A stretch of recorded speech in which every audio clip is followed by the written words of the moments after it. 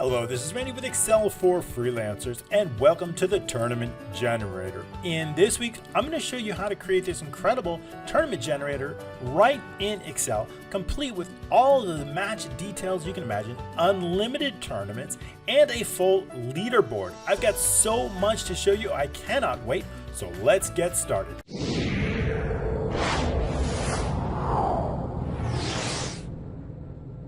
All right, thanks so much for joining us this week. We're going to have a lot of fun this week. We're going to focus on a tournament generator. This is a really amazing application. I think you're going to love it. You're going to be able to create unlimited tournaments. We'll be able to edit existing tournaments. We'll be able to put in start date, end dates, and we will also be able to add and update match details where we can put in a location, an event, a team, scores for each team, and we'll be able to select a winner. And we're going to do all of that in this training. So I hope you'll stick with us. I bring these to you each and every Tuesday, absolutely free, including this download. You can even get this application absolutely free as well. All you need to do is click the links down in the description and we'll get that available to you either with your email or your Facebook Messenger. So we got that to cover. I hope you'll do like this. All you need to do to make sure you get these is just to subscribe to our channel. I bring these to you, of course, every Tuesday. So all you got to do is click that subscription and the notification icon bell, and we'll make sure to get that over to you right away. Okay, if you like these applications and you like creating these applications, I've got an incredible single-click reports dashboard application and 16-hour masterclass. You're going to learn all the techniques to create the best applications you can within the most amazing dashboard. That's going to include single-click sorting, automated filtering. You're going to be able to do tab-based reports, whether it's graphs or sales or charts. We're also going to be able to do drill down, drill up functionality. I'm going to show you that in the course, along with a full-on dynamic pop-up picture. And of course, we've got complete date ranges, also custom reports, and you'll be able to do toggle columns in each report. So that is the Advanced Dashboard Masterclass. I'll include the links down below if you want to get that. It'll help you and help us create these videos each and every week for you for free. All right, so let's get to it. I've got a lot to cover in this application. First, we're going to go over an overview of it, and we're going to show you exactly how it's going to work. And then what we're going to do is we're going to get down to the nitty gritty. Okay, this particular shape, these are all shapes. These shapes get recreated. It's super fast. So not only are we creating each individual shape, but we're doing it. So if I were to delete every single one of these shapes, except for this particular icon, this trophy icon, this one just simply gets copied and pasted. But if I were to delete all of these, right, just like that, and all I need to do is just take off the selection and recreate it. It's going to automatically get recreated each time. So we can do that. So it is super, super fast. In fact, it's so fast that you can't even see the shapes getting deleted and recreated. So I really love working with shapes because there's so many possibilities. It's far quicker than any cell-based changes. Okay, so what happens is we can select a tour. It's going to load that tournament. And what we can also do is we can create a new one. So if we want to create a new tournament, we just give it a name. So let's just say World Cup. And of course, this can be for any type of event, right? Not just soccer. You can create teams or players or anything like that. You can put in a start date and the team quantity, save it, and automatically it's going to be generated. All we have to do is then select here a team or select any type of player. These could be players. And then you can set in a location for that. If you want to do that, we can put in a location. Let's just say Fredder's Stadium. And then what we want to do is maybe you can add a date and a time. We'll skip that. We don't need that. We can put in the team one score, right? What team won, and we put the score. And we can also put in a team two here. And then we can select a winner from one of those two teams. We can select the winner who won it. And when we save those details, it's automatically going to set both of those. It's going to set the color then, which one won in green, which one in red lost, and then who advanced on. And then you can select that and notice that we've already got this team here. You can then select another team, who did they play, and then also we can select a winner based on that. So it just keeps moving along, saving those details, and then advancing them. So you can really set up any kind of a team. Also, what we're going to be doing in our Patreon account, I'm going to be adding additional updates on this so that we can also select multiple team quantities. So maybe we'll have additional team quantities. So that all be generated based on the quantity of the team. So whether you have 32 teams, 8 teams, we'll see what we can do. That's going to be put in our Patreon account. So each week I've got an update to these applications. So I hope you'll join us for just a few dollars a month. That's either with our silver or gold members. We can create this. I'll be creating updates based on your suggestions and your ideas. So this is fully dynamic. So for example, if I decide to go to the setup and I don't want to call them teams, I want to call them players. And it's not no longer a match. Maybe it's called a game, or maybe it's a race, or maybe it's a set as in tennis, right? So you can put it in here. And then you can also award points. How many points are awarded to the winner and how many points are awarded to the user. And then also maybe we want to show the leaderboard. So we can show a full leaderboard. Those leaderboards can be based on a tournament, right? So based on a single tournament like this tournament, or based on all tournaments. So for example, this tournament only has a few teams here. So that's how we're going to get that, who's won or lost. However, if you want to base it on all tournaments, all we need to do is select it. So I'm going to show you how to do all that and more. So it's going to be really fantastic training. So once, of course, notice now it says players, or players however we want to do it. And maybe it's a driver, maybe you want to race. So as soon as you change it, it changes all the way throughout the application. Maybe we want it to say match or something like that. I'm not a huge sport fan, so if I missed anything, I'm sure you'll let me know. Now it says driver, so match details here, driver, so it's fully dynamic.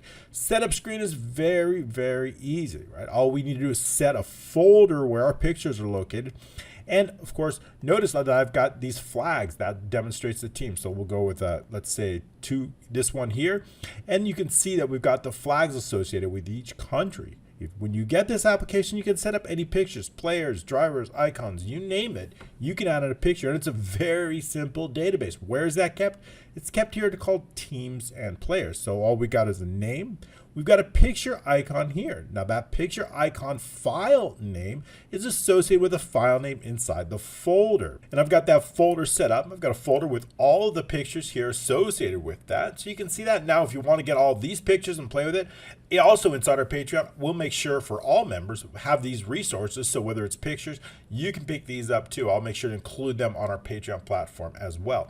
Okay, so that's it. And I think eventually maybe we'll have a column for total score, but you can have that. But we do have that covered inside.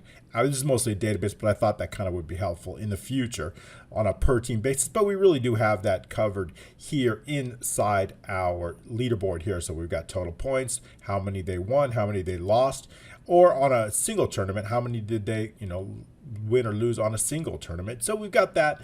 And so that's it. It's a very, very simple database. Then what we do is we also have our tournament database, right? Notice that I just added a tournament. Notice I didn't add a name here. So if I were to change this to 2022, of course I could change it also inside here. So if I change it here, now it's set up here. So we can also load that. If I want to change it, I can make a change. And then all I need to do is just save that tournament, save it here, and it's saved. And also, I'm going to show you how to hide and show these columns. So right now we're showing the leaderboard, but maybe we want to hide that.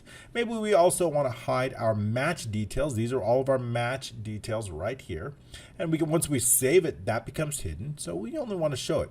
Once we select a specific match here, it is that match that will show up here. So we have the event, date, and time. Notice when I select this match here, it is those two teams that's going to show up. And if I want to add a score in here, so let's say Afghanistan won, so maybe they only got 80.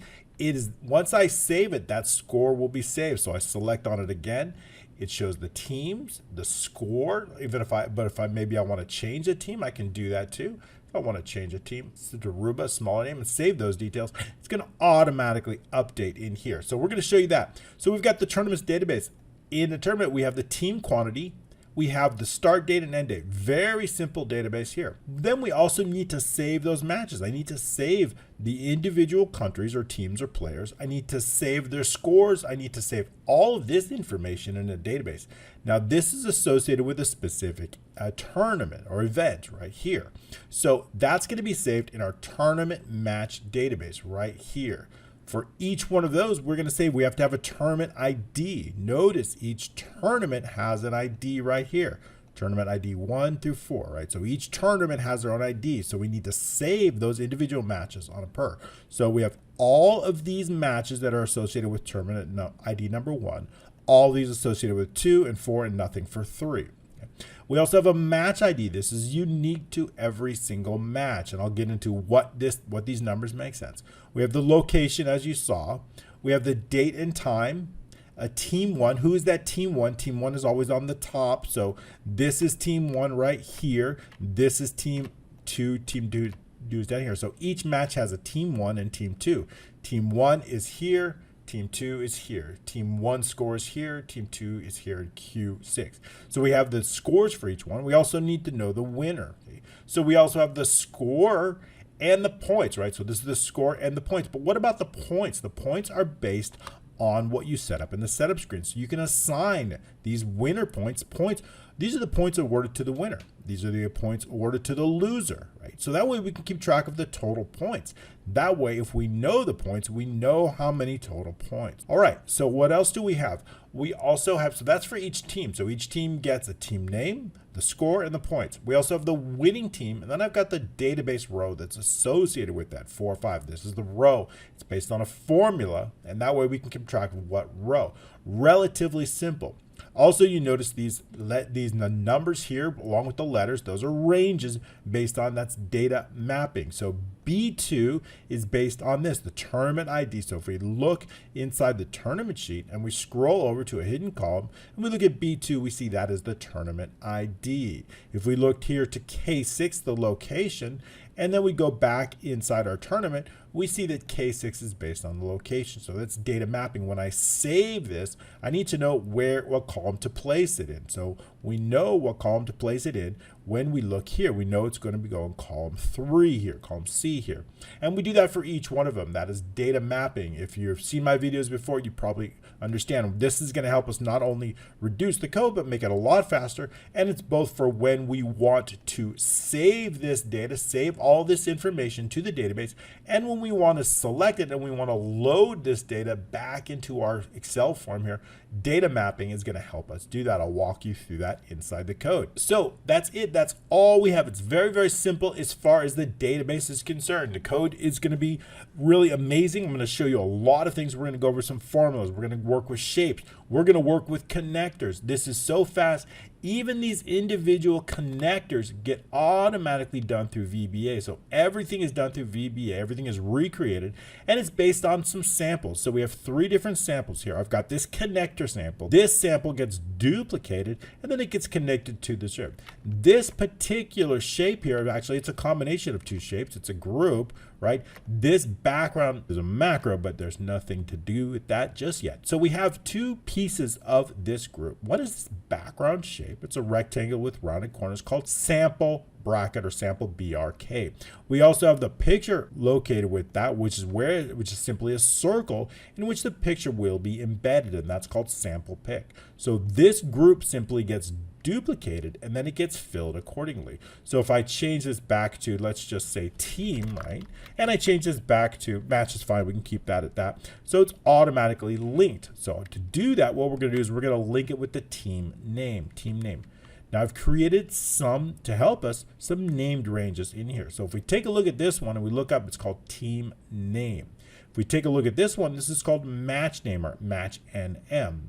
This one is called winning points, win points, and this one is called lose points. Okay, so this is called picture folder. So we have those 5 named ranges in the setup. That helps us when we want to refer to that either both in formulas or within the code. So the setup is very simple here. There's not much. There's a lot of room to add. We can add a lot of things. I'm thinking about adding, like, if it's a tiebreaker or a draw or something, what do we do back then? Or, so there's a lot of really good features that we can do. We can assign, maybe we want to put like draw points, like each one of them gets 5 points. So I've got a lot of ideas that I'll be doing on the update on Patreon. So we've got that. So I wanted to be able to know what that is. So now what is all this stuff? So that's the named ranges for the setup, and those are the shapes that we're going to be recreating. This particular shape, this last shape, this is for the picture called sample standing picture. This is the one that gets duplicated. When I show the leaderboard, notice that each one is associated, has a picture that's been associated with it, right? So I want to duplicate this one and then simply fill it with the picture accordingly. So we're going to go over step by step everything you do on that. All right, so we've got all that to cover. Let's just go over the few details here and see what they're for. I want to know if they search for a name. Notice that we've searched for a name, right? 2000. And what I want to know is I want to know the row that is associated with the tournament that they've selected. So this is row 2, World Cup 2020. So, excuse me, that's the ID that's associated. That's fine, the ID. So how do we get that? Well, that, again, that is the ID that's associated with the World Cup, ID number 2020, right? If the user is searching, I want to make sure that there's an ID that's returned. If they enter something that doesn't exist or clear it out, there's going to be no ID associated with that. So if they've searched for something and there's nothing here, we cannot load it in. So we would let the user know that we can't do it, right? So we're going to get something like that. But if we do have it, we want to make sure that we load an ID. So to do that, we can use the named range. First thing what we want to do is we want to index a tournament ID. This is a dynamic named range based on those tournament IDs. So when I type into the named range tournament ID, I see that it is a dynamic named range based on those IDs using the offset. I also have another named range for the tournament name. So we've got those two. So with that in mind, if I decide to index the tournament IDs, and I'm going to use a match based on the tournament name, and I want to return the ID based on the name that's found located in K2. If I can do that and it returns the ID that I know the user has selected, all I need to do then is take this ID, copy it here, which is the actual tournament ID. So when we load it, right, all I need to do is copy it over here, which is the actual tournament ID here that the user has selected.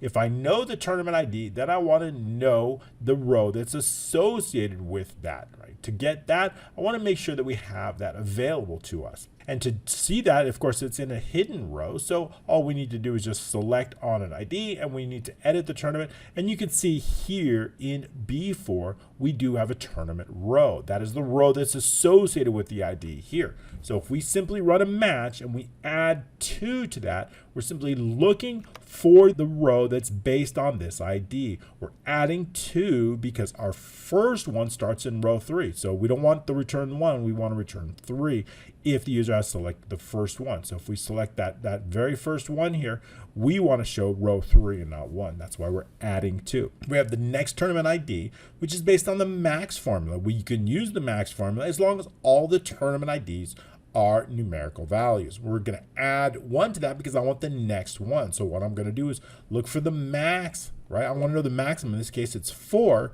If I add 1, that's going to be 5. So I want to know the next one, right? If I decide to add a new tournament, it is this 5 that's going to be assigned to that new tournament ID. So I want to make sure to have that available so we can add that in. I want to know a selected match ID. These are associated numbers. Okay, these numbers here are, when I select it, I want to know this is 1 for column 1. This is 2 for column 2. Notice it starts out 3 for column 3. So each one is an ID. Then this is 1, 2, 3, 4, right? Then each one has a number. This is 1.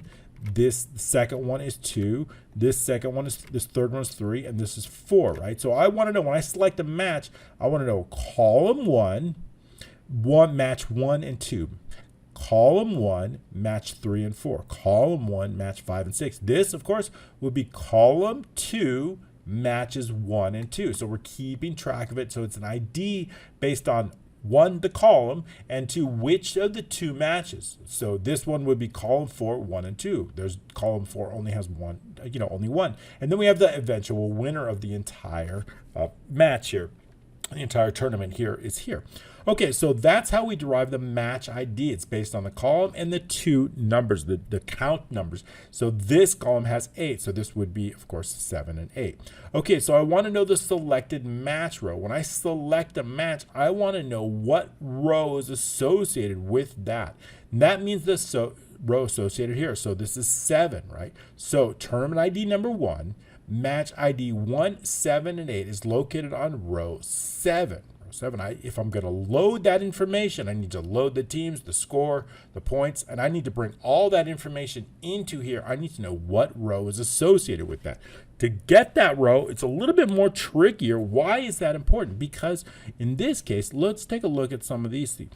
If you take a look at this, 1, 1, 2, 112. Notice there's two of the exact match IDs, but they're for different tournaments. This is for tournament number 2. This is for tournament number 2. So we can't simply match just the ID. We need to combine it, right? Because 2 matches. Now, of course, if I decided to, which I probably could have done, is added one more, but there was already enough numbers. If I added one more number onto here and I combined the tournament ID also in here, then that would be unique. So in other words, instead of 112, maybe I would put 212. So the first 2, but it was already confusing enough. You got 3 numbers. So I could have done that, and then this would have been unique. So to keep that in mind, you could do that. Then I would have had a unique match, but that's okay because there's no problem. All we need to do is use the sum product formula, which is a great formula, to determine the row that's associated with the tournament ID and 112, because I want to know this row. How do I know that 112 is either row 19 or row 4? Well, I can use the tournament ID to determine that in a sum product formula and then extract the row. So that's what we're going to do directly inside here. So right here. So what we're going to do is we're going to use the sum product. There's I want to know 2 things. I want to know the tournament ID is going to be equal to B2, in this case 1.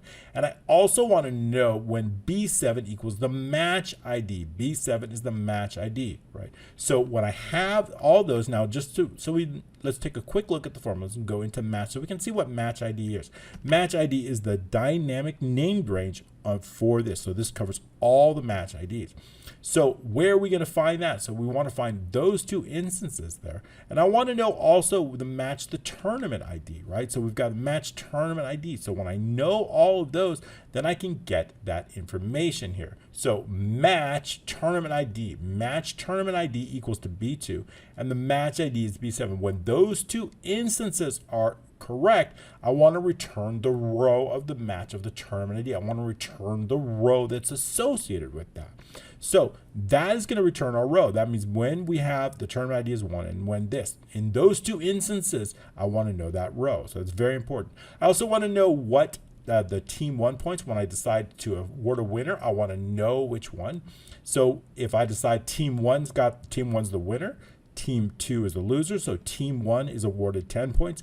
Team 2 is awarded 2 points, and that's based, of course, right here on our setup screen. So inside our VBA code, when we award it, now if I were to change that, if I were to decide that Uzbekistan is going to take that win, I would just select here and change it and save those details. So now notice Uzbekistan has moved forward, and it is them that has those 10 points right here. Team 2 now has 10 points. Team 1 has been awarded 2 points. So that automatically keeps track of that right here. So let's switch that out because it doesn't make sense. Notice that we have that. Okay, so let's return that back to the way it was because it's a nice look. And then, so I just wanted to show you, let's click on that one more time. So I wanted to show you that you can award points and it can be changed automatically. Now it makes sense, as Vietnam, the country I'm currently in, is winning most of these races. Okay, so let's take a look at this. So I also want to know the match ID of that as win. So notice, right, take a look at this. When I've selected this second one,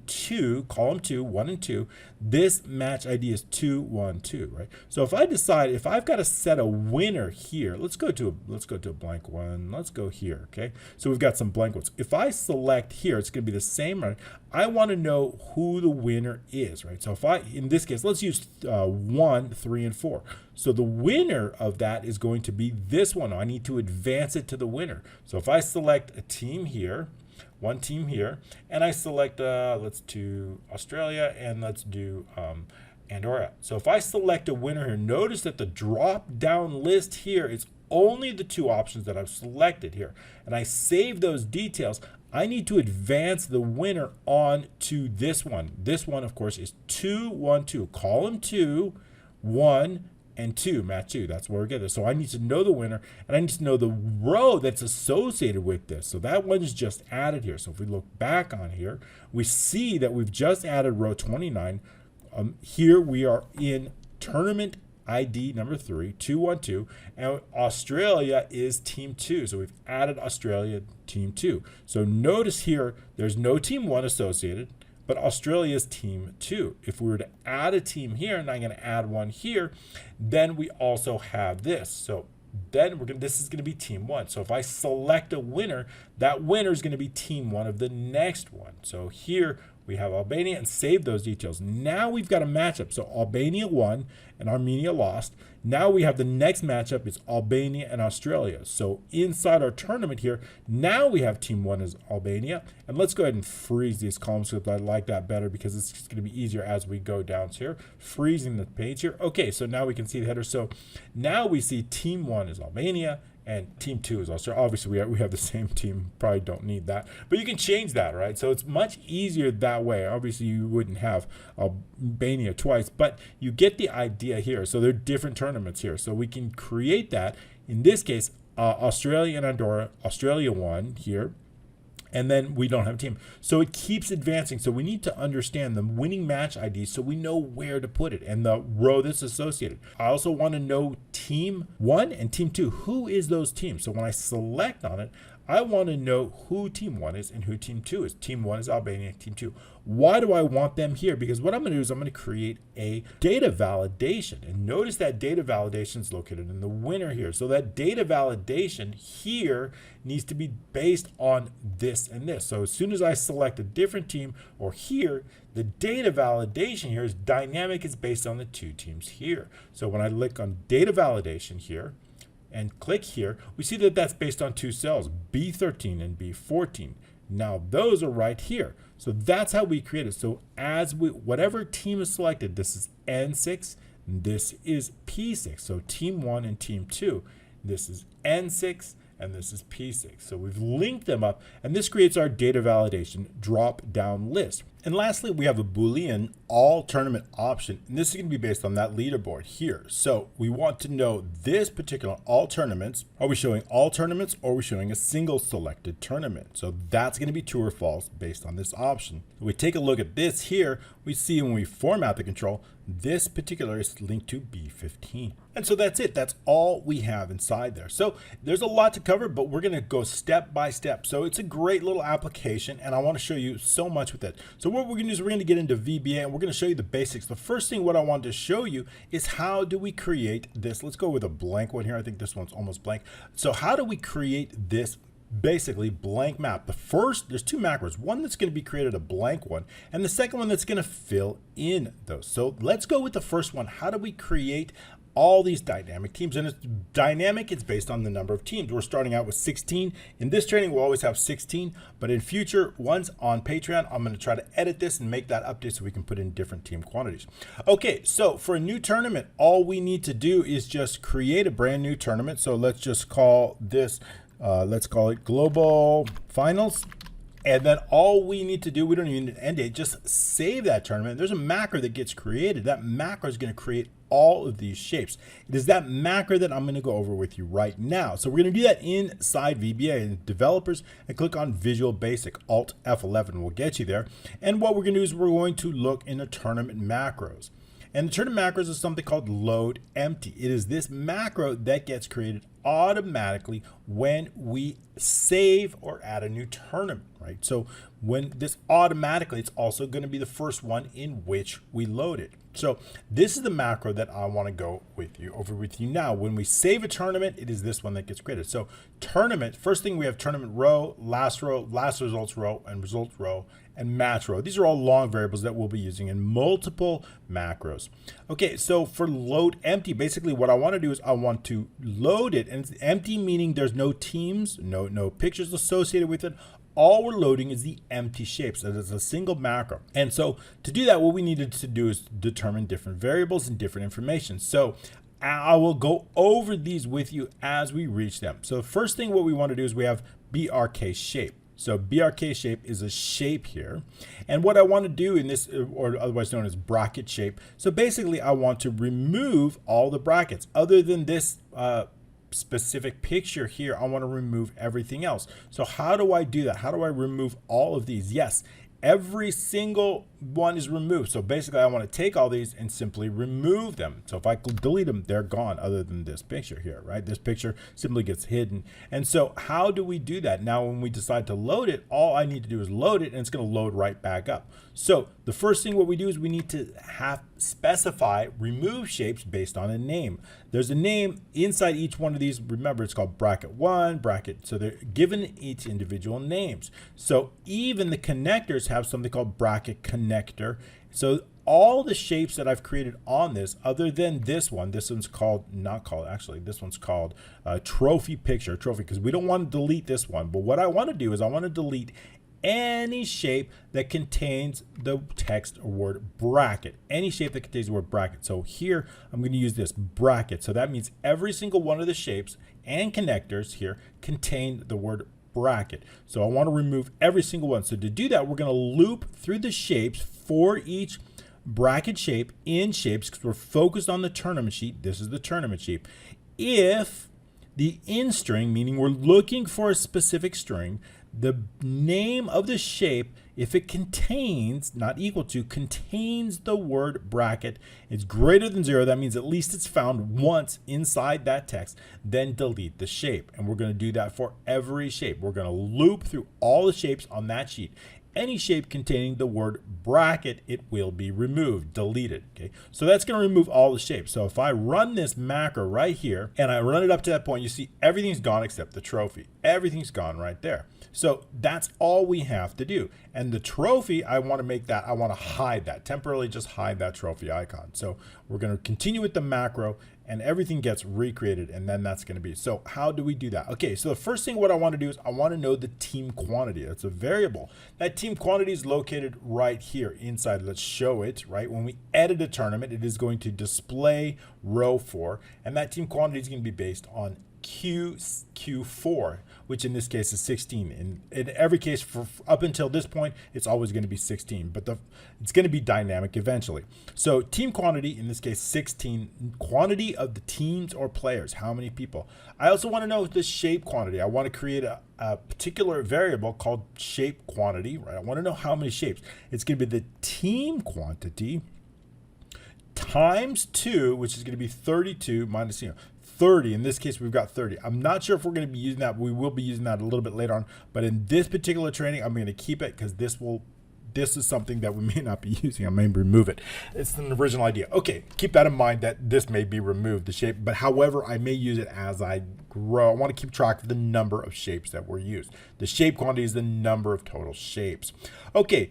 Continuing on the bracket column, we need to set the number of bracket columns. I need to know this. Now remember, keep that in mind, right now it's always going to be 7 if it's 16. How many columns? 1, 2, 3, 4, 5, 6. There are 7 columns here, 7 columns of brackets. But I need to determine that, because if I put in 30, if I put in team quantity of 32, remember, don't try this. It's not on this download. It's not going to work very well. It's going to be pretty ugly. However, I will make that update on Patreon. So I want to know how many columns associated. If we're going to be looping through the columns, I need to know how many rows we're going to go down and how many columns we're going to be over. 7. So to do that, we can just use a formula. What we're going to use the log of the team quantity, in this case 16, divided by the log of that, 8, right? So in team quantity, here the log of that, divided by the log of 2 times 2, and this is going to get us the number of brackets. This column is going to give us the number of bracket columns. In this case, it's going to be 7, okay? So whether it's 5 or 7 or 9, it's going to be all based on basically on that team quantity with the division. So this will do it. Okay, I also want to know the original left position. I want to know how far left over, right? If we're going to put it here, there, where is that left position going to go, right? If I decide I want to put it a little bit farther to the right and then move it over, I would change this to 30. That starting position is going to be all the way to the left. So if I double click there, notice that it's moved over to the left. So that's the starting position. We'll keep that at 10 right now. So that's the initial left position. I also need to know the top position of the bracket. One of these, there's 2 top positions. They're exactly the same. One of them, top position, will change, right? As I go down here, each one, the top position is going to be changing. Then another one I want to stay always the same. I want to know the initial starting position. So what is that? So the top position is going to change as we move down. The bracket top, that's the top of the bracket. This will never change. I always want to know what this is. So this is our bracket top position, right? Every top position is the top. If I decide to make it a little bit smaller, let's say I want to only add 1 onto that and 1 onto that, you're going to see as I load it, it's going to be a little bit higher, right? So it moves a little bit higher. So in fact, I kind of like that. Okay, so we want to keep track of the top position. So both of these are going to be the same. They're starting out the same. However, this one will increment as we build down those shapes. I also want to know the column limit. Notice the column limit. What is the column limit? It's the limit of the number of shapes in a column. This is 8. Notice we have 8 shapes, 8 different shapes or 8 brackets inside the column. 1, 2, 3, 4, 5, 6, 7, 8. This one has 4. This one has 2. This one has 2, 2, 4, 8. So I want to know the limit. That limit's going to change. The first column is going to have a limit of 8. The second column is going to have a limit of 4 and 2 and so on. So as we keep track of that one, so our first column limit, what is our first column limit? We know we have a team quantity of 16. So our first column limit is going to be 16 divided by 2, which is going to give us 8. Then we're going to take that same column limit, we're going to divide it by 2 once more, and we're going to divide it by 2 once more again. So that's how we're going to do that. So the column limit is going to be the team quantity, 16 divided by 2. That's going to be initial column limit. Okay, I also want to set aside. I want a string variable called the bracket side. I want to differentiate if we're on the left side, which is going to be, let's select these here, the left side, which is these, or the right side. I want to differentiate because if it's going to be the right side, I need to move these things up. And if it's the left side, and I need to increment from 2 to 4 to 8. If it's the left side, I need to go from 8 to 4 to 2. So I need to know the difference between what side, as we're looping through these, I need to know the difference between side left here or side right here. So we need to put that into a variable. We're starting it off on set the initial bracket side. And I also want to know the height. What is the height of the bracket, right? That's the initial height. So basically I'm going to take this sample shape here and I'm going to determine the height of it. And I'm going to put that into a variable. That's going to be called the bracket height. I want to know the bracket height. And I also want to know the width of the bracket. Same thing. I'm going to take this sample team group, this shape here, sample team group. That's the same as this shape right here. And I want to know the width of it, right? The width of it's going to be base because I need to space these out accordingly. Basically, it's going to move over to the right, but I need to know how much to move it over. I need to know the spacing that's going to be in the middle here. And I also need to know how far we need. So I'm going to put that into a variable, the height and the width of it. And I also want to know the top space. What is that top space going to be? There's going to be 2 top spaces. Notice there's a space between teams here, 2 individual teams, and there's a space between different brackets. So in other words, the spacing between these 2 is different. There's a spacing between the individual. When they play each other, there's a smaller space.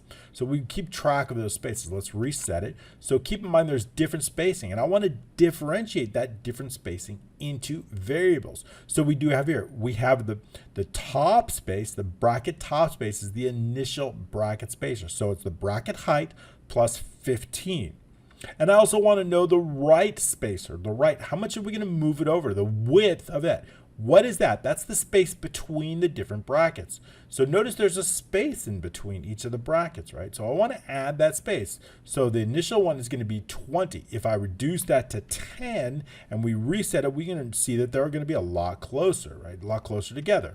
Right? So we don't want it that close together, but you can see they're a lot closer together. So that's how you can see the differentiate. This is the space between the brackets, the width spread. This is the height of the space between those brackets. Okay, so we have that. I also want to know the existing match space. Now the existing match space, remember, we've got space between existing teams. Inside a single match, they have 2 teams. Now there's a space between them. If I want to make this smaller, right, and I want to add only 5, then they're going to be a lot closer together. If I run this macro here, you're going to see that they're now a lot closer together. See that they're a lot closer together. You might like it. So it gives you an idea that initial space between the 2 teams that are playing together, or players that are playing together. So we'll return this back to 15. Okay, so that's the space. Let's put a little notation here, a little comment here. Space between, let's call it teams or players, teams or players inside match. Okay, so we want to know that spacing.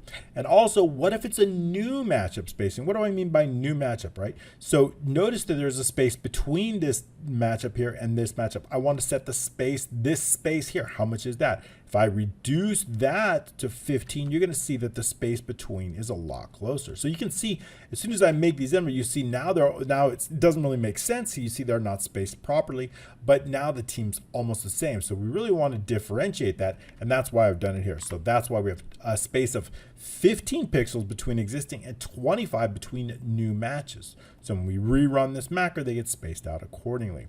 Okay, so we want to know the space between that, and then we need to know the new match, okay? And I want to set the initial column. Remember, we're going to be looping through the columns. In this case, we're going to have 7 columns. So I want the initial column to be 1, 2, 3, 4, 5, 6, 7. So we're going to move it on. So that initial column number is 1.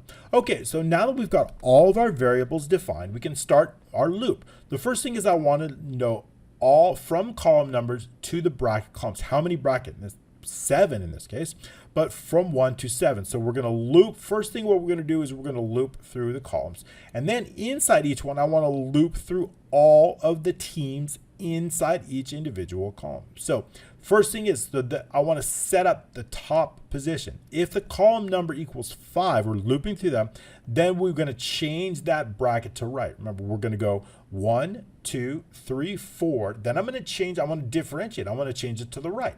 Once we get to 5, 6, and 7, these are going to be on the right side. So I'm changing that string variable from left. We're setting it up left right here. I'm going to change it to right, but that's only when we get to column number 5. So we're going to do some things if it's on the left side here. We're going to do some things if it's on the right side here. So individually, we're going to do on the left side. So if we are on we're already set up for column number 1. We're setting up the height for column number 1. Everything's set up we don't need to make any adjustments for column number 1. However, we do need to make some adjustments for column number 2 here, right? The spacing's different on the teams. So how do we do that? So the column number, if it's column number 1, we're not doing nothing, right? However, we're going to use select case. And if the case, in this case, is column number 2, we're going to set the top position. Remember, this top position is variable. This is the top position that's going to move down, down, down, down, down, down, or up, up, up, right? Depending upon the side. So if we're moving down, right, I need to set the top position. This is based on this. This top position never changes, right? But however, the top position does change. So we're going to add 15, right? We're adding 15. What that's going to do is going to bring it down a little lower. If I were to change this, to 25, it would be on column number 2, and we run this macro, it would drop it even lower, which we wouldn't want. But you see now they start lower. So it is that column. So that's how we change it. And I also want to know, what is the existing match space? The existing match space is the space between the matches. Notice here we have a certain amount of space between matches, but here we have a different number of spaces between matches, right? We have a larger space between existing matches. So we need to set that up. We need to change that. And here we have even a larger space between the 2 matches. So what is the space between the matches? It's going to be the existing space, which is here and here, plus something, because it's going to grow. So we need to update that. The existing match space is going to be whatever it currently is plus 42. That's going to increase it. Okay. Then all we're going to do is for column number 3, we're going to increase that top position. Notice column number 3 is even lower, and the existing match space here between them is even larger. So we're going to change that. What if it's 4? In column number 4, we're starting it out even lower, right? And the match space is even a little bit less. So for column number 4, a little bit different here. Column number 4, the top position is going to be even more, right? The top position, the original top position, plus 120 because we wanted it to be here lower. The existing match space is 40, right? And the column limit is 3, right? I want to set the column limit to 3. I only want 3. Why is that? 1, 2, and 3. I only want 3 in this column. I'm specifically setting the column limit because I want 3, 1, 2, and 3, right? Previously, and I'll show you in the code, the column limit goes from 8 to 4 to 2. So the column limit is based on a very specific formula. However, this one, column number 4, we have a very specific. We want 3 teams to show up inside this column number 4. So that's why we're setting it up right here. Okay, so What if it's the right side bracket? Here we simply added to the top position, but here we need to start deducting, right? So we have the top position. If the case is 5, right, 5, we want to make sure it's the same as 3. 1, 2, 3 is the top space, and 5 both have the same top space. So we want to make sure that 3 break 52 is exactly the same here. Now the existing match space needs to update because we've changed it here. So we also need to change it here. So the existing match space is going to be whatever it is plus 108. Okay, so we're just simply adding, we're reducing it, right? The existing match space minus 74 here and plus 10 here. So we're updating the match spaces here because I want to know the space between the matches here. Then it gets reduced, the space between matches here, and then it gets reduced even more, and we want it to match whatever it is on the left side. So as we loop, we're just setting the spacing accordingly based on the column. Now, of course, as I add more here, we will add more cases here. So we can do that. So we can have even for column 9 or 10. So we'll be adding on to that. So now once we've set that up on a per column basis, we've set up all that spacing. Now we're ready to run our loop for our brackets inside our column. Remember, we're running a loop from 1 to 8, from 1 to 4, or from 1 to 2. We're running that loop so we can loop down. So inside that, we're going to run it to the column limit. This column limit, remember, it's going to go from 8 to 4 to 2, then it's going to go to 3, then it's going to go up again, 2, 4, 8, right? So it's going to go down first, then up. So for the column count equals 1 to the column limit. This is dynamic. Okay? First thing what I want to do is I want to duplicate that sample shape. That's the sample shape located right here inside our code. This sample shape must get duplicated. So that's the first thing we're going to do. Then I want to give it a very specific and very unique name. Bracket. Remember, it's always going to have bracket, the word bracket, and that's very important. Then it's going to be associated with the column number. I need to know, and then I want the column count. So notice this one, let's go out here. This one is bracket underscore 1, 1. Column 1, row 1. This one, column 1, 8th position or 8th bracket, right? Same thing here. This one would be 2, 4. Column 2, and this is the 4th one. So we want to set up it so giving them very unique, but making sure that each one contains the word bracket, because when we need to remove it, all we need to do is check to see if it contains the word bracket and remove it. So we're going to give it that very specific name. Once we've given it a name, we can work specifically with that brand new shape. We can call it out with the shapes, this brand new exactly shape that we created, new bracket, okay? That's a new bracket, and here we're duplicating the bracket. So we'll put a little note, duplicate and name and rename. Okay, we don't want to keep it on that sample. Now also keep in mind that we have that existing is already specifically linked to the team name. So when we duplicate it, it's still going to be linked. The only time it's going to change is when we assign a team to it. Okay, so we have it here. So now what we're going to do is we're going to assign it the left position. That left position is going to be dynamic based on whatever we've initially set it up here, and then it's going to grow. We also want to know the top position of it. And then what I want to do is I want to rename the bracket text, right? Inside this group, all we've done is simply rename the group here. This is group, it's 2 shapes in it.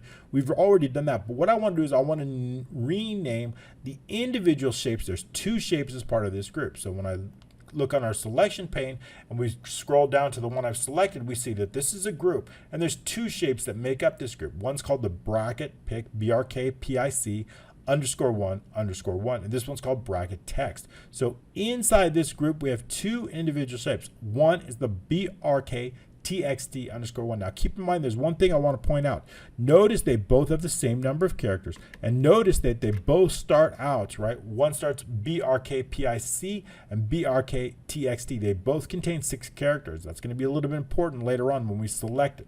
Both have 6 characters. Okay, so we've gone that. We understand that we're naming each individual.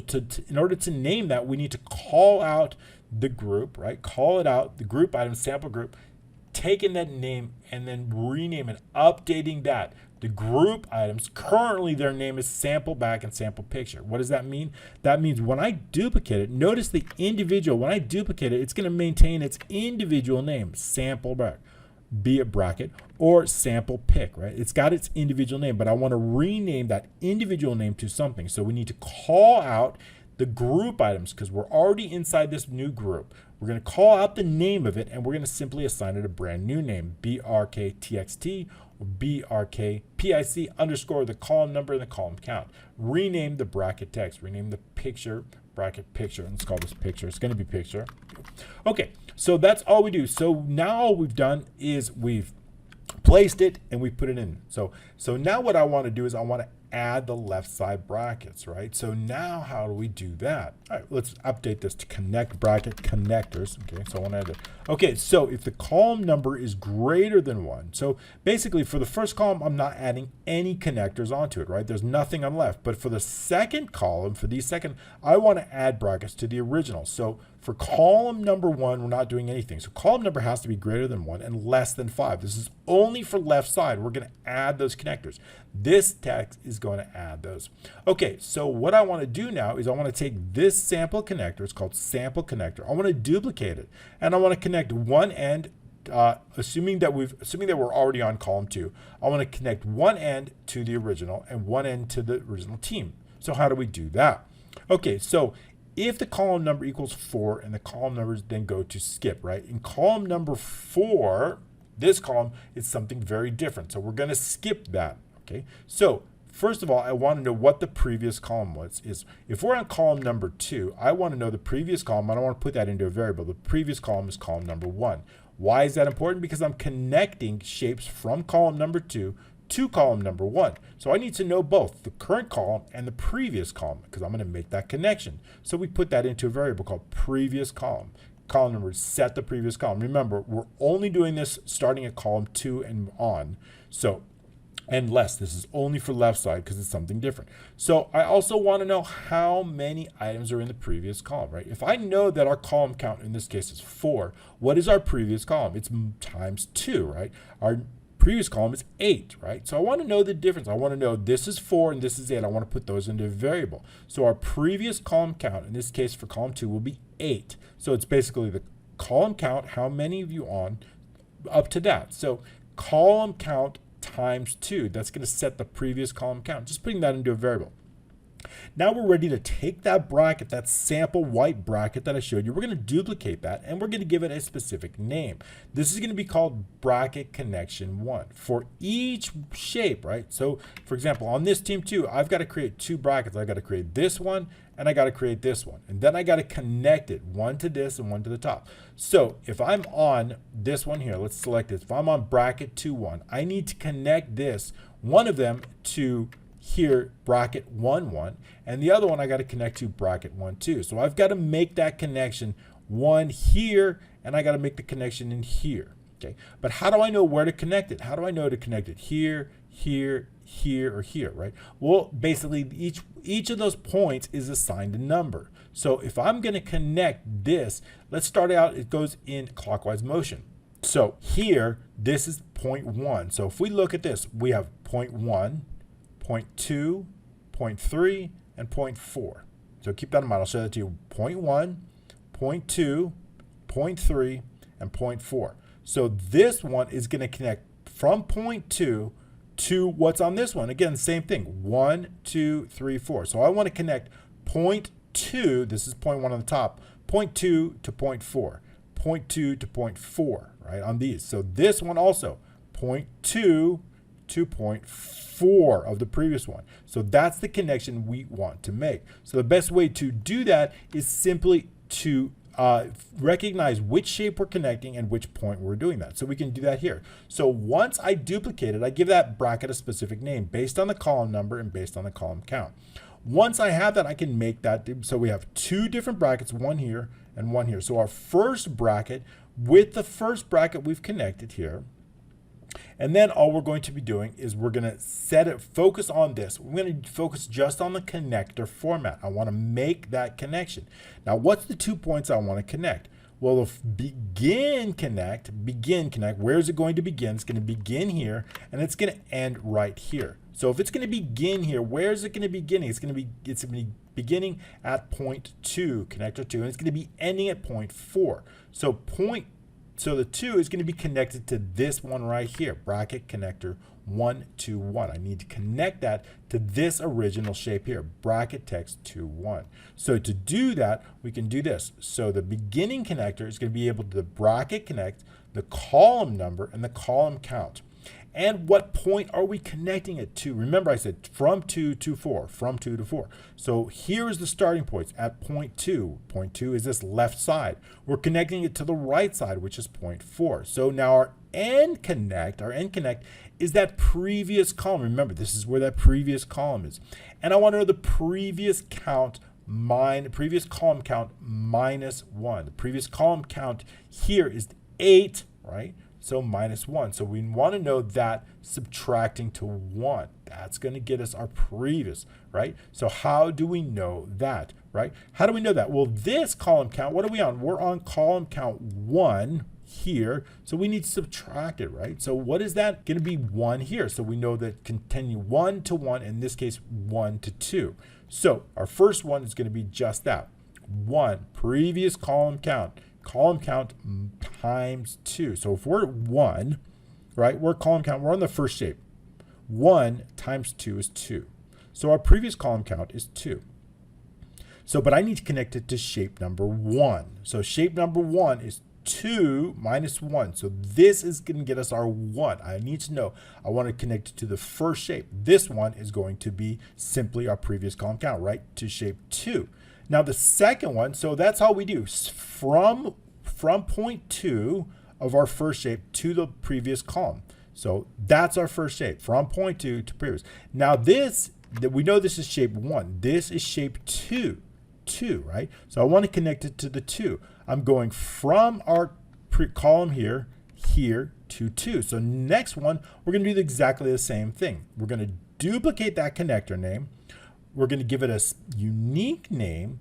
Then what we're going to do is we're going to connect it to the previous shape. We're going to make that original connection. Notice the beginning connect is exactly the same as this. Our beginning connect doesn't change because it's connecting from the same point, right? We have two brackets here.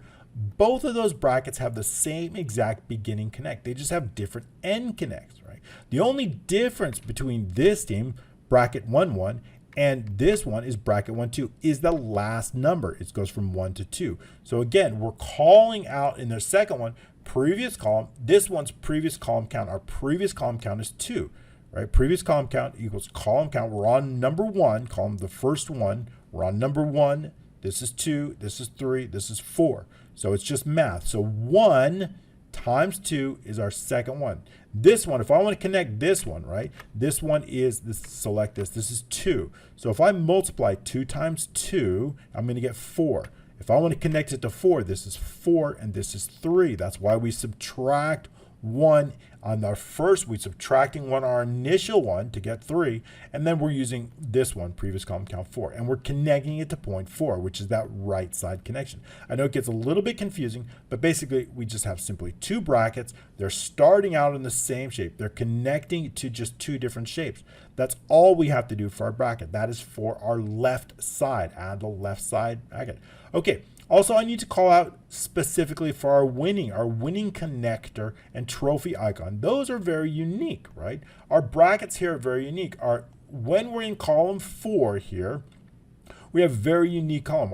It's very unique because we're in this case, we're doing the same thing from the previous column, but I also want to connect to that winning one. So we need to call out that very specifically. If the column number is 4 and the column count equals 3, why would the column count equal 3? 3 is our winning. This is 1, this is 2, and this is 3, right? So if it's 3, I need to connect it very, very specifically, right? Because these are the same before. Here's the same. 4, 1 is going to connect to 1 and 2. So there's no difference between this one and this, or this one and this one. However, our last one has something very unique, right? Because it is our winning team. So we have a single bracket.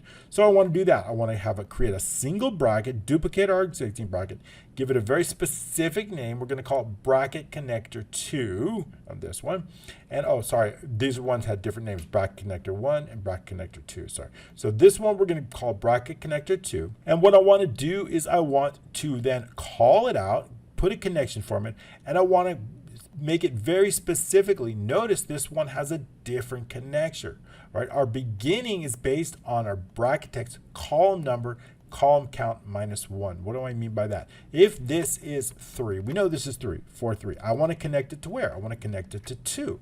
So it's our column count, 3, minus 1 is 2. So I want to connect it to the one above. This is shape 2. This is shape 1. This is shape 2. And this is shape 3. So if I want to connect from 3 to 2, all I need to do. Now notice the different positions. Now our starting position is 3. Remember, this is 1, this is 2, and this is 3. So our starting position is 3. Our ending position is 1. So a little bit different here on the bracket, not this one here. Ending position is 1. Let's move that here. Oh, not there. So here. So our ending position is 1, which is that first one. So we're doing something a little bit different. Our starting position is 3 here. Our ending position is 1. We're connecting it to column count minus 1 to column count. Remember, so we're only on 3. Column count only for specifically when our column numbers, we're having specific code for our last one right here. So that's all we're doing. It's just connecting in column 4 only. Okay, great. So we've done that for our winning connector. And then also what I want to do is I want to place that trophy icon, and then basically going to take that trophy icon shapes. That one doesn't need to be duplicated. We're just going to make it visible or invisible. So we're going to give it a specific left position. We're going to give it a specific top position. We want to make sure it is on top, right? I don't want it under the line, right? I want it over the line. So let's reset that. So we want it on top of the line. So we're going to do the Z order. The Z order will ensure that this trophy is above the line. So we can do that here. Z order, bring it to front. This ensures, let's put that, ensure trophy is over connector line. Okay, good. And then also we want to make sure it's visible, because remember up here, we've hidden it up here just to make sure we've hidden it here, but here it's going to be visible again. So I want to make sure that we make it visible again. Okay, so once it's visible, now we've done it. So we've done two things. We've added the left side brackets. We've added the winning bracket and the trophy icon. Now we're ready to add the right side brackets. So the right side brackets is a little bit different. If the column number is greater than 4, that would mean column number, let's close this out, column number 5, 6, or 7. Anything greater than 4, we're going to do a little bit different, slightly different, right? So to do that, first of all, I want to know the previous column equals the column number plus column. I want to set the previous column just as we did before. The previous column count is going to be equal to the application roundup. So this time I'm determining the previous column count. And I want to do that. We're going to use the round up. I want to know how many were in the previous column. So we're going to use column count divided by 2. This time we're dividing it by 2. And it's going to we're going to make sure that we're rounding up. That's going to also, right? So I want to know if the previous column, if we're on column 2, it's going to be 4. And I want to know that previous column. Very, very important, because I need to connect. If I'm on here, column 4, I need to make sure that the previous column is column 2. So we're dividing and making sure that it's rounding up, making sure that we have a full number on that. Okay, so that's why we use round up. So we're going to set, if the column number is 5, then the previous column number equals 2. Right? Just to make sure, here we're calling it 5. Column number 5, I want to make sure that we're setting the previous column, because I want to set these connectors to this one. These two get set to this one right here. These two get set to this one. So we're just making sure that we're going to do that. Okay, so with the shapes, we're going to duplicate that connector here. And the bracket connector 1, the first one, we're giving it a specific name because it's our first bracket. And I want to connect it to the column number and the column count. So this is the same here. Again, also starting in position 2 and going to 4. Again, so when we get to here, I want to connect this, again, from 4 all the way to 2. But we need to call out that shape. If I know that this is column number 5, bracket number 1, I want to connect it to 2. In other words, connect it to number 2 here. In this case is 2. So we're going to do that again, just like here. So we're going to do the column count here. That's the original. We're connecting it to our original shape here, our original connection right here. And we're connecting it to this shape here. So our second connection here is based on the previous column count, our previous column. This is where it comes in handy, right? How do I know that? Because I need to get from 1, I need to get to 2, in this case, 2, or from 2 to 2. So this is going to help us out. Same thing here. From 1, going to 1, or from 1 to 2, right? So it's a little bit different, right? From 2. So we're getting that whole number. We're creating this from column to the second one here, just creating this, also from position 4 to 2. Great, so now that's all that we do that for every single one on the right side. So these are all for right side brackets. Now what about the top position? Now what I want to do is, remember, as we loop through these, we need to adjust the top position, right? The top position is going to move down, or the top position is going to move up. Subtraction. So either we're adding to the top position as we move down, or as we get to the right side, we're going to be moving up, decreasing that top position. So we can do, if the column number equals 1 and the column count equals 2 or mod, so I want to know, is it different? So I want to add that top position. What is the top position? As we move down here, I need to know, what is the top position?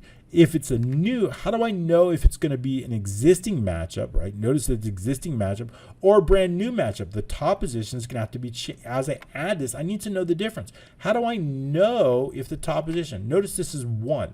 If this is an odd number, 1, I notice that we're going to need a smaller top position. However, if the column number is 3, if it's an odd one, then I know it's a lower top position. So it's an even number, let's say bracket number 2. Every even number is going to have a smaller top position because the evens here are the existing matches. The odds, 3, is going to start a brand new match. So we need to determine whether it is odd or even. So if the column number is 1, making sure that it is 1, right? And the column count mod 2 equals 0, meaning it's an even number. If it's an even number, or, right, the column number 7, right? I'm really focused on these two right here. I'm really focused on the first column and the last column, because both of these first columns, column 1 and column 7, have very distinct spacing, right? Very specific spacing. So we want to ensure that the spacing is always equal between those two columns. Okay, so moving on. Now what we want to do is we want to continue on. So adding that top position. So if column number 1, if it's an even, right, mod 2, then I want to make sure we have a top position, even it's a new matchup, brand new matchup between those two. The top position is going to be able to the top position plus the new match space. Remember, we've got a variable that's distinct for new matches, and we have one that's existing. So this is for the new match spacing. It's a larger space between the two teams because it's a brand new match. What if it's a current matchup? Well, if it's a current matchup, and it's in column number 7, and we're going to reset the top, meaning what we want to do is when I get to all the way down, first thing, if I get back up to all the way to the top one in number 7, I want to make sure that we reset it with the exact same top position that we had with the original one. So to do that, we just reset it back. So if the column number 7 and the column count, meaning it's the first shape on the first column, reset the match space. So we need to reset it to the original spacing. So the top position is going to be able to the top position I8 plus 1. That is the top position that we reset. I just updated here. That's the original top position that we had, that initial. So we're just resetting it, but only if it's on the last column, column number 7, right? And I also want to set the existing match space to, also want to reset it to BRK 15, so the height plus 15. We're resetting that existing match space back to the original spacing that it was. However, remember that original spacing here, existing match space here, is BRK height plus 15. So all we're doing is we're resetting it back to the original one because we want both column 1 and 7 to be exactly a match, right? So that we're just resetting that. Otherwise, we're going to set the top position equal to the top position plus the existing match space for the current match. So this is for the current matchup space here, the top position, right? This is for the new one. So new matchups and for current matchups, right? Smaller spacing for the current matchup. Okay, but what about for the winning space? I want to do something very, very specific. I want to set if the column number is 4 and the column count equals 2, what does that happen? Column count is 4 and 2. For this specific shape right here, column count before, space shape number 2 in there.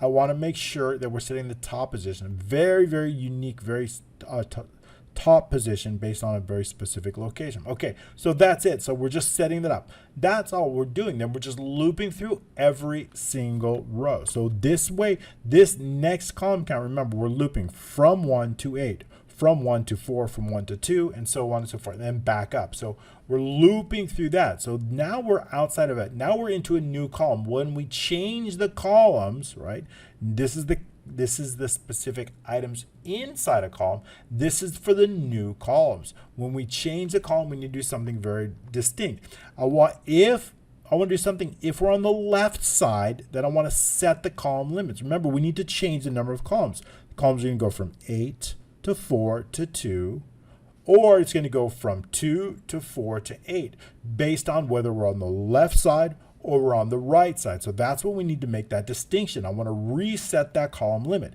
If we're on the left side, the column limit is going to be reduced. So it's going to be divided by 2, from 8 to 4 to 2. We're dividing by 2. If we're on the right side, we're increasing. So the column limit's going to double. It's going to go from 2 to 4 to 8. So here we're resetting the column limit. And then we're also resetting, we need to update that left position. Remember, we're moving from left to right. So all we need to do is reset that left position based on the current left position, based on the spacing of that new. Remember, that spacing is set all the way up here. We're setting that spacing right here, that right spacing here based on the width of the shape plus 20. So then we're simply adding to that so we can move it to the left here. Right up here, right here, we're adding to that left spacing. That's it, that's all we have to do, and then we loop through the columns. Then all we need to do is, I want to make one sure, then I want to load the next macro. The next macro, load existing, is going to be loading all those shapes, but I only want to load those shapes if we have an associated to a row. If it's a new to a row, I don't want to do anything. I want to make sure that we have specific data. If we do have a to, if B4 doesn't equal empty, then I want to load any data that's associated with it, which is the second macro. Notice there's no data associated with this, but if we do have data, I want to load all of that team, all the winning information, the teams, the flags, and everything. I want to load that in the existing shape. It is that macro that we're going to cover right now, and that's called load existing. So it's that macro that we're going to run, assuming that we have an actual saved tournament.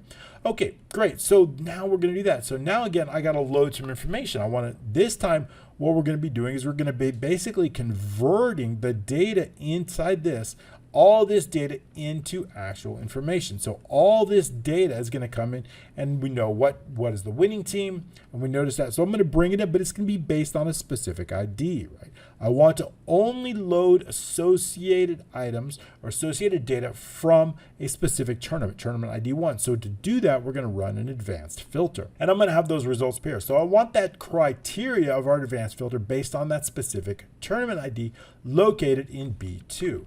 And I want those results to come here. So I want to know all of that information based on that.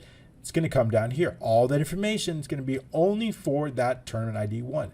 Then what I want to do is I want to get that picture. I want to know the picture that's associated with a specific team. I want to know the picture that's associated with team 1, and I want to know the picture associated with team 1. That information is here. It's located in this database in the teams and players. So I need to extract that. I have named ranges here. So if we go into team here, we have named range. One's called team name, and we have another one called team picture. So it's based on here, this dynamic named range. So if I know the team name, if I know what team name is coming in the results, I can then extract the picture. And then I can bring down those formulas. So I can extract those pictures.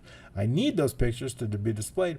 And I can do that with formulas. So if I create a formula here, indexing that team picture based on a match, whatever's in U3, and based on that team name, it's going to extract that picture. And we can do that for both team 1 and team 2. If I then take this formula and I bring it down on all the results, we can then have it. It's much better to do that during the macro as opposed to having a lot of formulas that you're not using. So what we can do is we can simply delete all these formulas and recreate them as we need them. If we keep them up here, a single formula, and then just copy down the formulas. So that's what we're going to do. Once we get all the information, I'm going to then loop through those all the way from 3 all the way to the last row. I'm going to determine the match ID. If I know the match ID, then I know the shape that's associated with them. I can then put all that information inside the shape. So that's just what we're going to do inside the macro. So we can do that. We need to determine the picture folder as a string. I need to know, differentiate between two pictures, picture 1 name and picture 1 path, because we have 2 teams, and picture 2 name and picture 2 path, right? Because I've got 2 different pictures associated with that. I also want to know the match ID. Remember, I want to put that in a string. This is our match ID. I want to put that into a string. And I also want to know who the winner is, what team is the winner. some variables, I want to know what column number. We need to loop through those columns and determine loop through. And I also want to know the team 1 and team 2. And I also want to know the team 1 ID and the team 2 ID. Those are going to be string variables. Since we're running an advanced filter, we're going to need to determine the last row of the data and the last results row. We're going to have to loop through all those results. So we're going to need to keep track of as we go through those results, right? As we go through from 3 all the way to 17, I need to keep track of which row we're on. That's going to be considered the result row. And I also want to know what row the tournament row is on, okay? And we're going to focus primarily with our tournament sheet here. This is our tournament sheet here. We're going to start out with that. Then we're going to move to our database and run our advanced filter. But the first thing what we want to do is we need to make sure that B4 is not empty, right? If we don't have a tournament row that's associated, there's nothing we can do. So we need to make sure that we're loading that information from the tournament. So to do that, we just need to make sure that we have it. So we've done that. If B4 is empty, please select tournament to load. Okay, I want to set the picture folder based on a variable, and that's based on the named range that we created. Make sure that these are not the same. Picture folder here and pic folder. Make sure these are different. I run into problems if I create a named range that's exactly the same as the name. A variable, excuse me. If I create a variable that's exactly the same as the name range, I run into problems. So I want to take that. This is that named range that is in our setup screen here. I want to take that picture folder here and I want to add a backslash onto it. Notice there's no backslash onto that. So we need to do that within the variable. So we're doing it right here, adding that backslash. Then also I want to know the tournament row that's located in B4. I want to load that information. I want to bring all that tournament information inside that. I want to bring in the inside K4, the tournament name. I want to know the start date. I want to know the end date, and I want to know the quantity in Q4. So I want to bring all that in, that name, that team quantity, the start date, and bring it all in from there. There's no data mapping because there's only 4 different fields here. So we're going to bring all that tournament information into our tournament. That's pretty much it for the tournament sheet for now.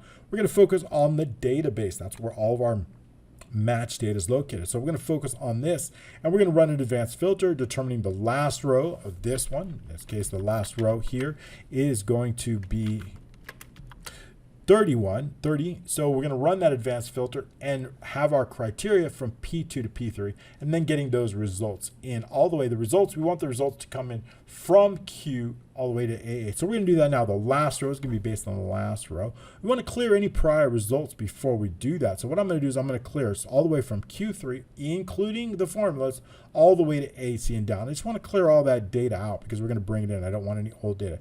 From Q3 all the way to AC and down, clearing any prior results. The last row, if the last row is less than 3, we're going to exit the sub. We're going to run our advanced filter from A3 all the way through L in the last row. That criteria is going to be P2 through P3, just as I mentioned before. That criteria is right here. It's based on a link here inside that tour ID right here, P2 to P3.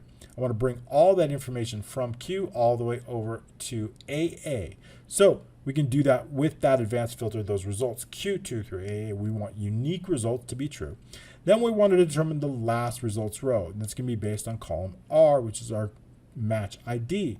If it's less than 3, then we know we have no data. If it's less than 3, we're going to exit the sub, nothing to do. All right, now that we have that, what I want to do is I want to bring down our formulas, right? I want to take the formulas located in AB1 through AC1 and bring them all the way down. So we can do that with a single line of code here.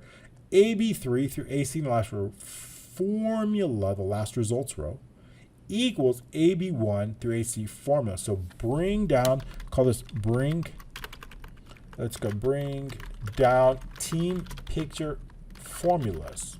So, all right, once we are, that's going to bring it down. Now we're ready to run a loop. Now we're ready to get in our data. So we're going to run that loop. The result row is going to be from 3 to the last results row. I want to put all this into variables, right? Let's bring this down here so we can see both at the same time and take a look at our results here. Okay, so what I want to do is I want to bring in our match ID is going to be located in column R. We want to bring in our column number. I want to know what the column number is. How do we know? In other words, I want to take this. This is column number 1. These are column number 2, 3. So I want to extract that column number from the match ID. So we can use the left to do that. So we're going to use the left of the match ID. What I want to do is I want to find the first instance of that underscore. If I want to find the last, I'm going to use in-string reverse. But to find the first instance, we're going to use in-string of that match ID. And then I'm going to subtract 1. I want to subtract 1 because I don't want to include this underscore. So if I do that, that's going to extract that column number from that string. Very important. If I need to know what that column number. I need to know what, remember, these are two teams. If I take a look at this variable, this is team 1, this is team 2, right? This is team 3 and this is team 4 on column number 1. If we look back on our tournament here and we take a look at this shape here, we see that this is column 1 and this is team 3. This is column 1 and this is team 2. So we have to separate all that information to know that so we know exactly where to place it. So we want column 1, team 3, and team 4. So basically this is team 3, this is team 4, this is team 1, this is team 2, based on column number 1. So we need to extract all those details. So to get team ID 1, that's in the middle, right? That's right in the middle. So to get that, we're going to use the mid, and we're going to use the mid function, and the match, we're going to use the match ID. First place I want to know the first position is going to be based on that original underscore plus 1, right? Plus 1 meaning I don't want this first one plus 1. I want to start it out right here. Our starting point is right after that underscore. So our ending point is right before the next underscore. So how are we going to find that? Well, we're going to find that using the in-string reverse. In-string reverse, that's going to get us our second underscore. In-string reverse, or in this case, our last underscore, which is our second, our last, I want to find that position. So how do we do that? We can use in-string reverse to find that. So we're going to use in-string reverse. We're going to run that's going to get us our last position. Again, I don't want to include that underscore in the results, so we're going to subtract 1. So if we take this point, this midpoint here, and then we subtract out all of the in-string, that last one, it's going to extract out our ID. So we're going to use this formula, and basically this is going to simply extract, in this case it's going to extract the 3. That's what I want to extract. So that, what about our team 2? That's a little bit easier. All I need to use is the right function of that. We don't know if it's going to be, it could be 2 integers or it could be 1, so we need to use the right function. In this case, team 2 ID, we're going to use the right function. Based on the match, we're going to use the length of the entire, and we're going to subtract out the position of the last in string reverse underscore match ID. Okay, we're going to extract that second ID. So now we've got all 3 components of it. We've got the column, we've got team ID 1 and team ID 2. So we know we're there. Now I also want to put team 1 and team 2 into variables. Team 1, of course, is going to be located in column U. Team 2 is going to be located in column X. So I want to extract those into variables. I also want to know the winner. That's coming from column AA. Picture name, that's going to be an AB for team number 1 and AC for team number 2. And I want the picture, I want to create a 2 picture paths, one for the first picture and one for the second picture. So picture 1 path is based on the picture folder and picture 1 name. Picture 2 path is based on picture folder and picture. So this is going to get us the 2 paths for both pictures. So now we can focus on the tournament a little bit. So the tournament, now what I want to do is I've got all of our variables. I've got all the information that I need in order to place this team name here and place the picture where I want it. Okay, so how are we going to do that? Well, we're going to focus on the tournament with the shapes BRK text, the bracket text. Remember, I'm focused on this individual shape here. BRK text underscore. I need to know the column number and I need to know the team 1, column number and team 1, or actually column number, and I know to know that individual team, right? So we have it, team 2, team 3, team 4, and so on and down. So now that we have that, we can call it out. So bracket the column number and team 1 ID. Team 1 ID is that 1, 2, or 3, right? Team 1, so we're going to give it a specific text. I'm going to give it that team 1 text. So what that's going to do is going to take this particular shape here, bracket, column number 1, team 1, and it's going to give it that specific text. This formula won't matter anymore because we've given it this text, right? So it won't matter anymore. So once we do that, we can give it that text. So all I do is load that. It's going to load it up here. So that formula is only used temporarily if there's nothing there. If we've assigned it a specific text, that formula won't matter anymore because we've given it a very specific text. That text is going to be the name of that team, team 1. We're going to do the same thing for team 2, except this one's going to take on team 2 ID. For the first one, team 2 ID, this particular instance, team 2 is going to be team 2, that shape, that BRK1 underscore 2 is going to get team 2's name. Okay, so now we've given it the name, but we haven't given it the picture yet. The picture is going to be placed directly in that shape. Now look, take a look at this shape here, BRK pick. It's got just the different text, but it's got the same column and it's got the same team ID number. So we can do that. Picture name 1, assuming it doesn't equal empty, and we want to make sure that the directory path is correct. We want to make sure it has a correct path. Then what we want to do is then shapes BRK picture, column number, team ID. I want to give it a fill. I want to fill it with a user picture. Fill that circle with a user picture. What picture is going to be based on this path? You can do the same thing for both picture number 1 and picture number 2. That fills those in with the picture. Okay, great. So now I've got that, but I haven't decided what I want to put this colored border, green or red, based on the winning team. So now what we have to do is do just that. So now if the winner equals empty, then go to no winner, right? If there's no winner, we don't need to color the borders. I don't need to color these borders if there's no winners. We need to make sure. So if the winner equals blank, then go to no winner. It's going to skip all of this and go directly down here. If we do have a winner, then we can then color associated. So team 1, if team 1 is the winner, if team 1 equals the winner, then what I want to do is I want to color this green and this red. Team 2 is the winner, like in this case. I want to color the first one red and the second one green based on the winner. So we can do that. If team 1 is the winner, I'm going to take that shape, that text shape, team 1, I'm going to give it a specific color. That color is going to be this green. Remember, this is an RGB, red, green, blue. So that's going to take all the green. It's going to give it that full color green, and 0 red and 0 blue. That is going to give it that line color, going to give it that line for team number 1 because team number 1 is user. What about team ID 2? We're going to give it red border. It's going to be all red, 0 green, and 0 blue. RGB, red, green, blue. So we're going to give it that. All right, that's if team 1 is the winner. Else if team 2, what if the team 2 is the winner? Now we're just going to do the opposite. Team 1 is going to take on that red border, and team 2 is going to take on that green border. Now we've colored it there. So now what about the winner? Now very, very specifically, if the column number equals 4 and the winner is not empty, this is very specific. Only for this, I want to make sure that we've colored the final winner here. I want to make sure that we're good. Once we get to that column, we're going to do something a little bit different. If the column number equals 4 and the winner does not equal empty, then what I want to do is I want to color shape number 3. This is shape number 3. This is 1, this is 2, and this is 3. So 3 is the one we're going to be calling out. 4, right? Column 4 and 3. That way, I want to do something very specific.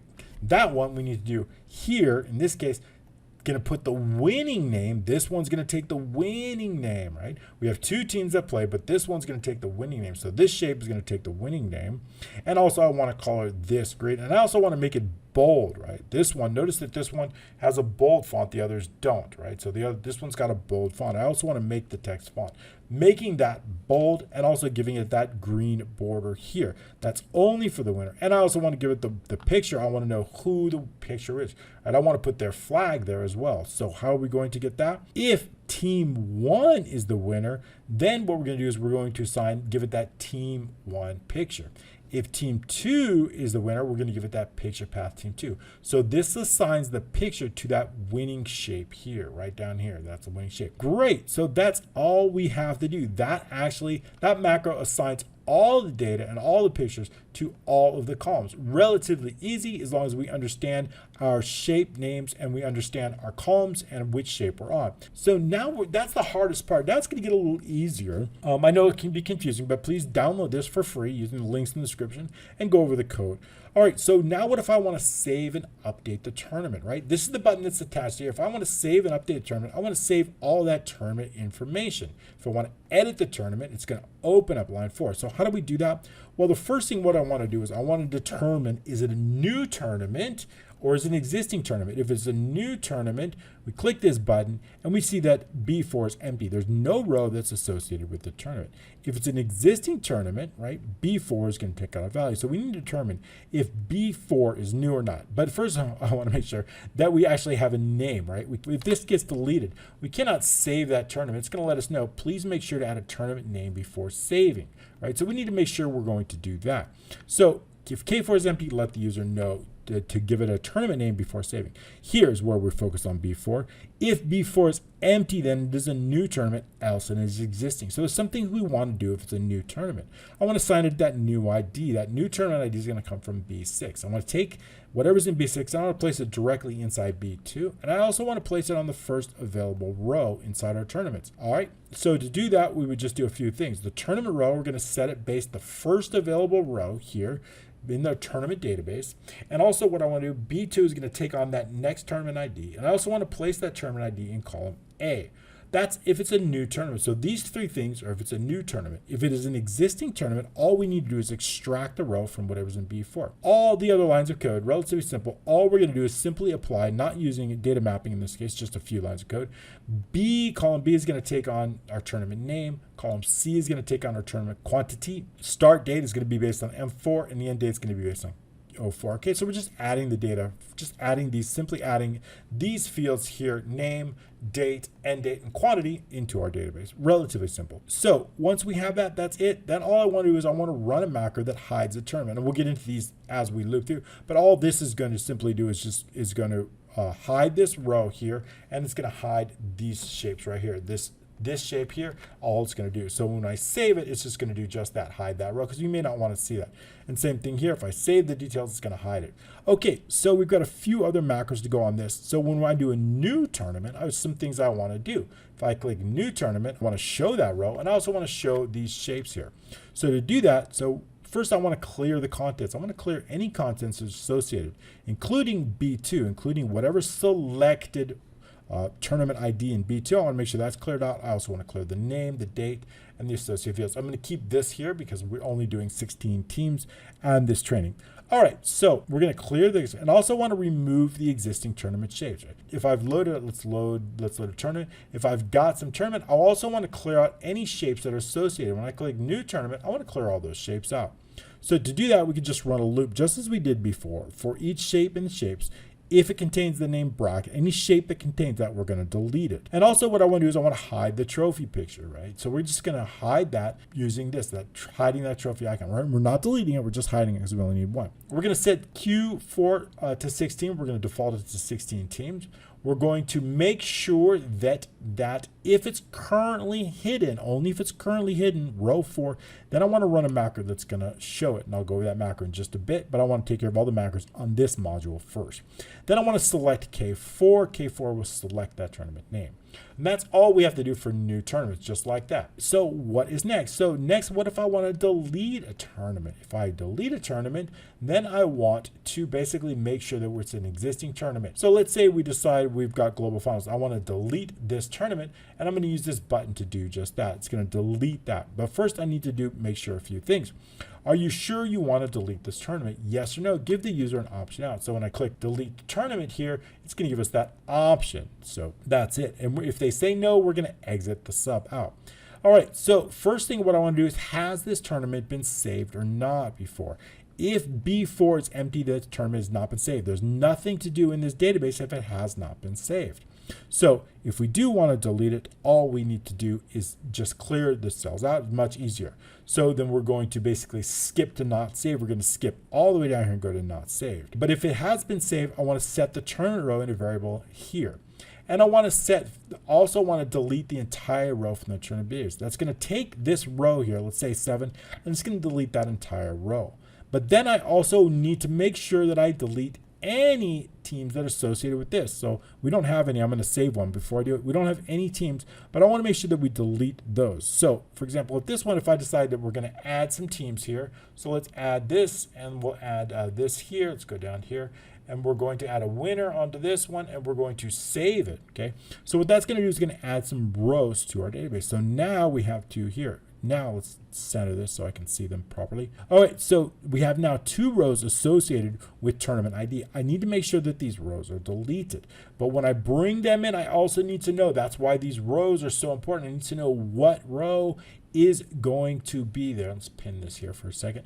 And then what I want to do is I want to associate. If I'm going to delete a row, I need to know only those rows associated with this. So what we're going to do is we're going to run in a criteria, and we're going to do it here. I want to know all of those rows associated with this row, bring this row, and I want to know which row so I can delete row 31 and delete row 32.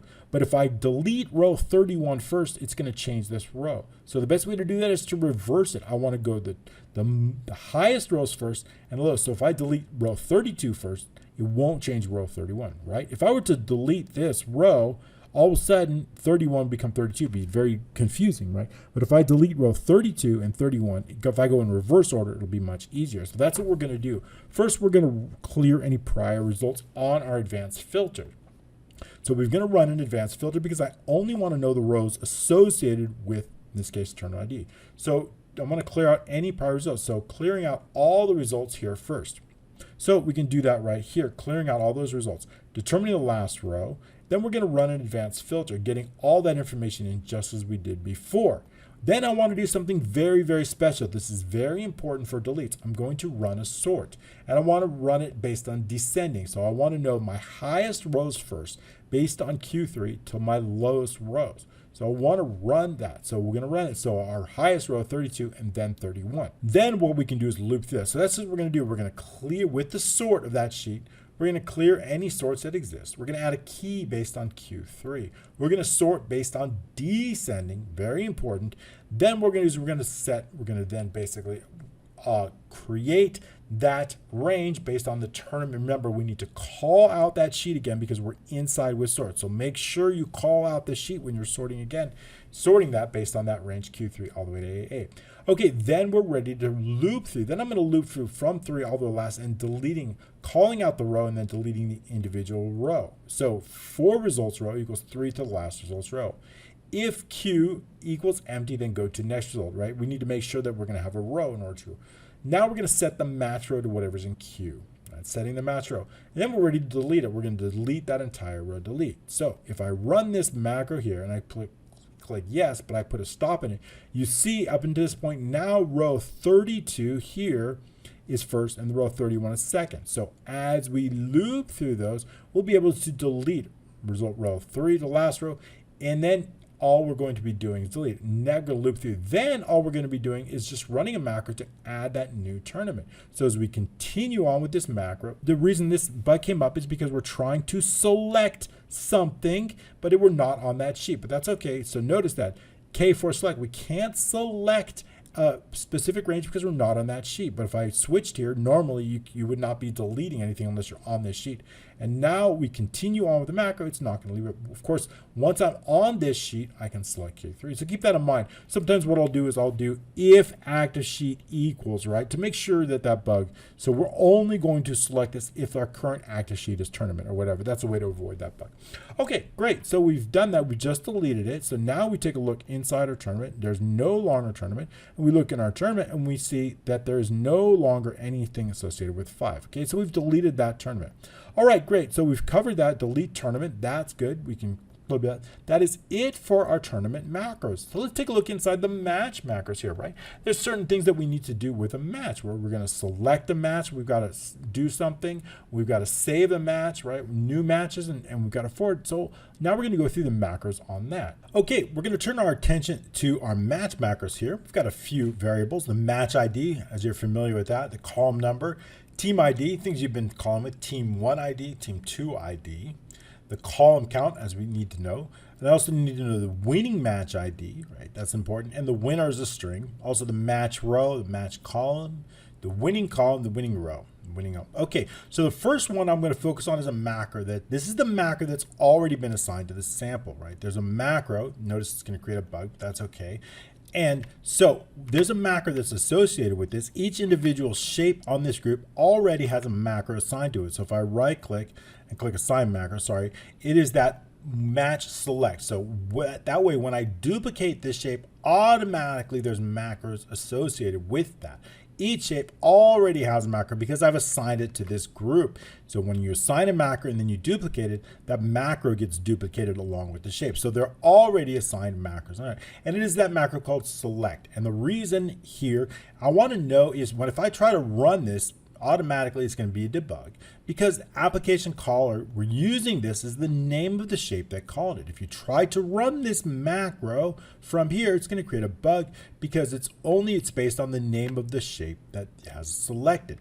And what is the name of the shape? Now keep in mind when you select it, a macro does not get assigned to a group. So when I see that assign macro, notice nothing shows up, right? It shows click one. That's not the macro name.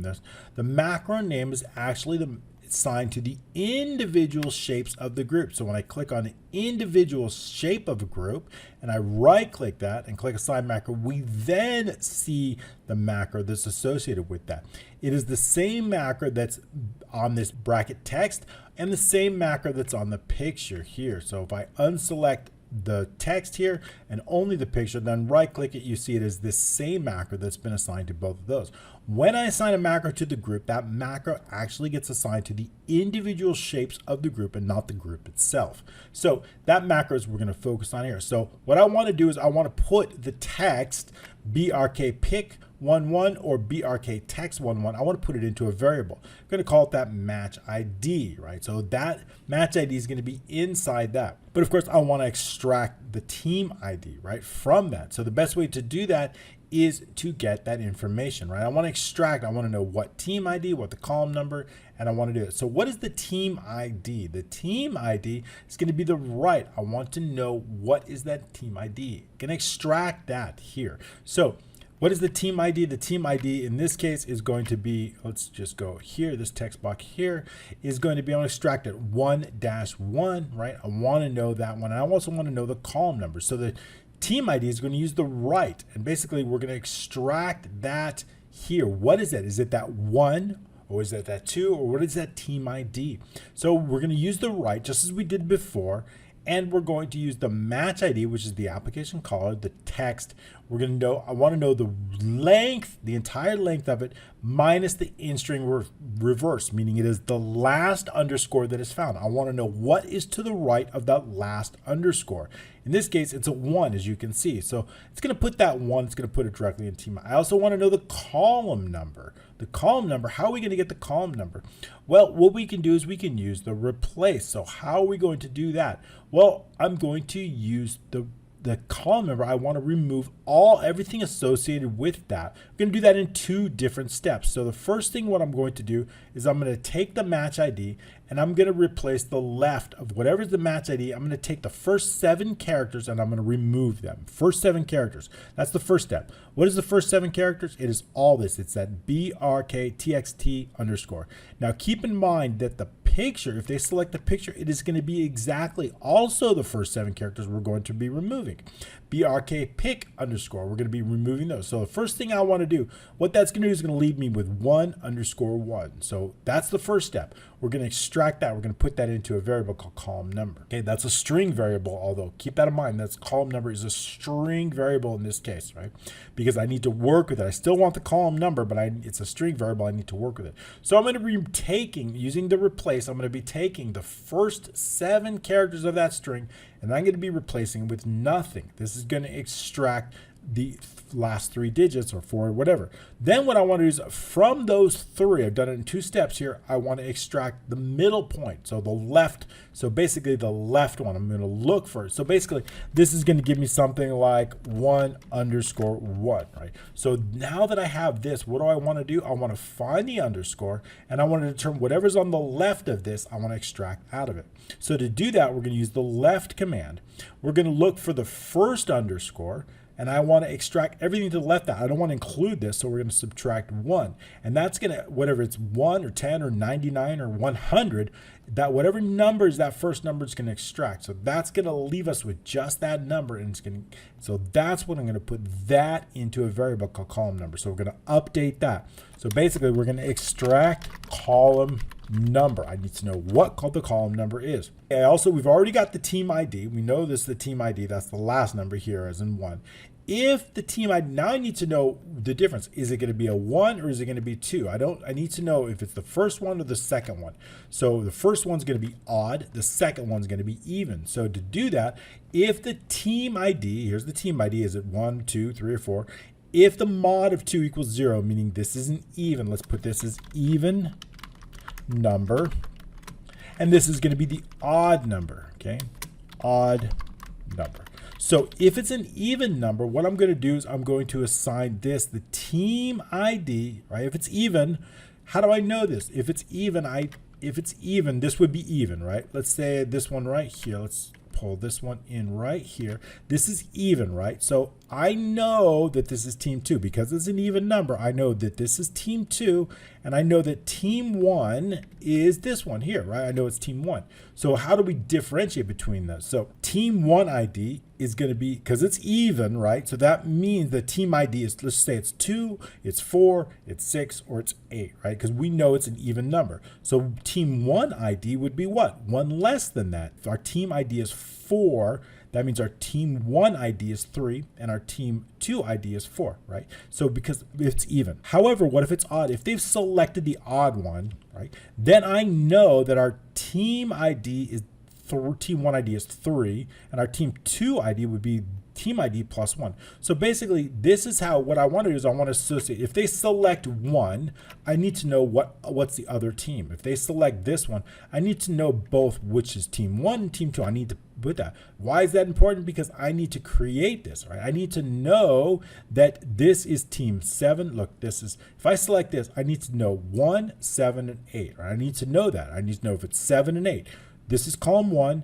This is team ID 7 and team ID 8, right? I need to have, if this is it, column 1, 5, and 6. So I need to get that. I need to extract that team ID. Very important. 1, 5, and 6. This would be 2, 3, and 4. This would be 2, 1, and 2. Column number 1 and 2. So I'm really trying to get that match ID. I want to get that. That ID is very, very important. So I need to know when they select something, how do I build this ID? How do I build it? If I know the column and I know the team 1 number and I know the team number, then I can build it. So now we've done just that. We've built that up so we can determine the team ID. So we know team 1 ID, we know team 2 ID, we also know the column number. Now we can build it up. So the match ID, which is what I want, is the column number plus the underscore plus the team 1 ID plus the underscore plus the team 2 ID. We've built this match ID because it is this match ID that we're saving here. It is this match ID that we need to know. We need to save it. We need to put it in and we need to determine. Remember, we use that sum product here to determine what row is located on based on that information, based on the column, based on team 1, based on team 2. So we're building this little string here, and that's going to help us out. So we're going to take that and we're going to place it directly in B7. Once they've selected it, notice when I selected it, B7 takes on that match ID. So as we select it, regardless, so that means if I select this one, this team, or this team, notice this is the same match ID. See that? That's why both 3, both 4. So that's why we separate team 1 and team 2, because regardless of what I'm selecting here, it is the same one. The same thing here. If I select the team 1 or the team 2, it is exactly the same match ID because each game here, each match has the same ID. And so we've done just that here. Place it in B7. I'm going to run the calculator because I want to make sure that we're actually calculating. I really need to extract this row and make sure. If it doesn't exist, well, it might not exist. Why might it not exist? If I have something and this team hasn't been saved, notice that this is a 0. Why is that 0? Because this team doesn't exist. It's not found inside here. It doesn't exist here. That's okay too. We just need to add it once it's saved. We need to know if it doesn't exist when we save it, make sure to save it to a new row. And that way it's not found. But that's why this formula is so important, because I need to know, has this match ID been found or not? And so we do just that in here. So calculating those formulas is very important. Okay, so now what I want to do is I want to show the details. Also, when I select something, I want to show the details. Let's go back to when we got all the data in here. So if I select something, I want to show all those details in row 6. I want to know the location, the time. So I want to make sure that this is visible. Remember, once I save this, our macro, which we'll get into, our macro is going to hide row 6. So if I select it, I would certainly want to make sure that those details are visible. So if row 6 is not visible, I want to unhide this row, and we're going to do a macro to do that. So if 6 and 6, the entire row is hidden as true, then we're going to run a macro, which we'll get into a little bit, that's simply going to unhide that row, and it's also going to display this button here. So we need to have a macro to do that.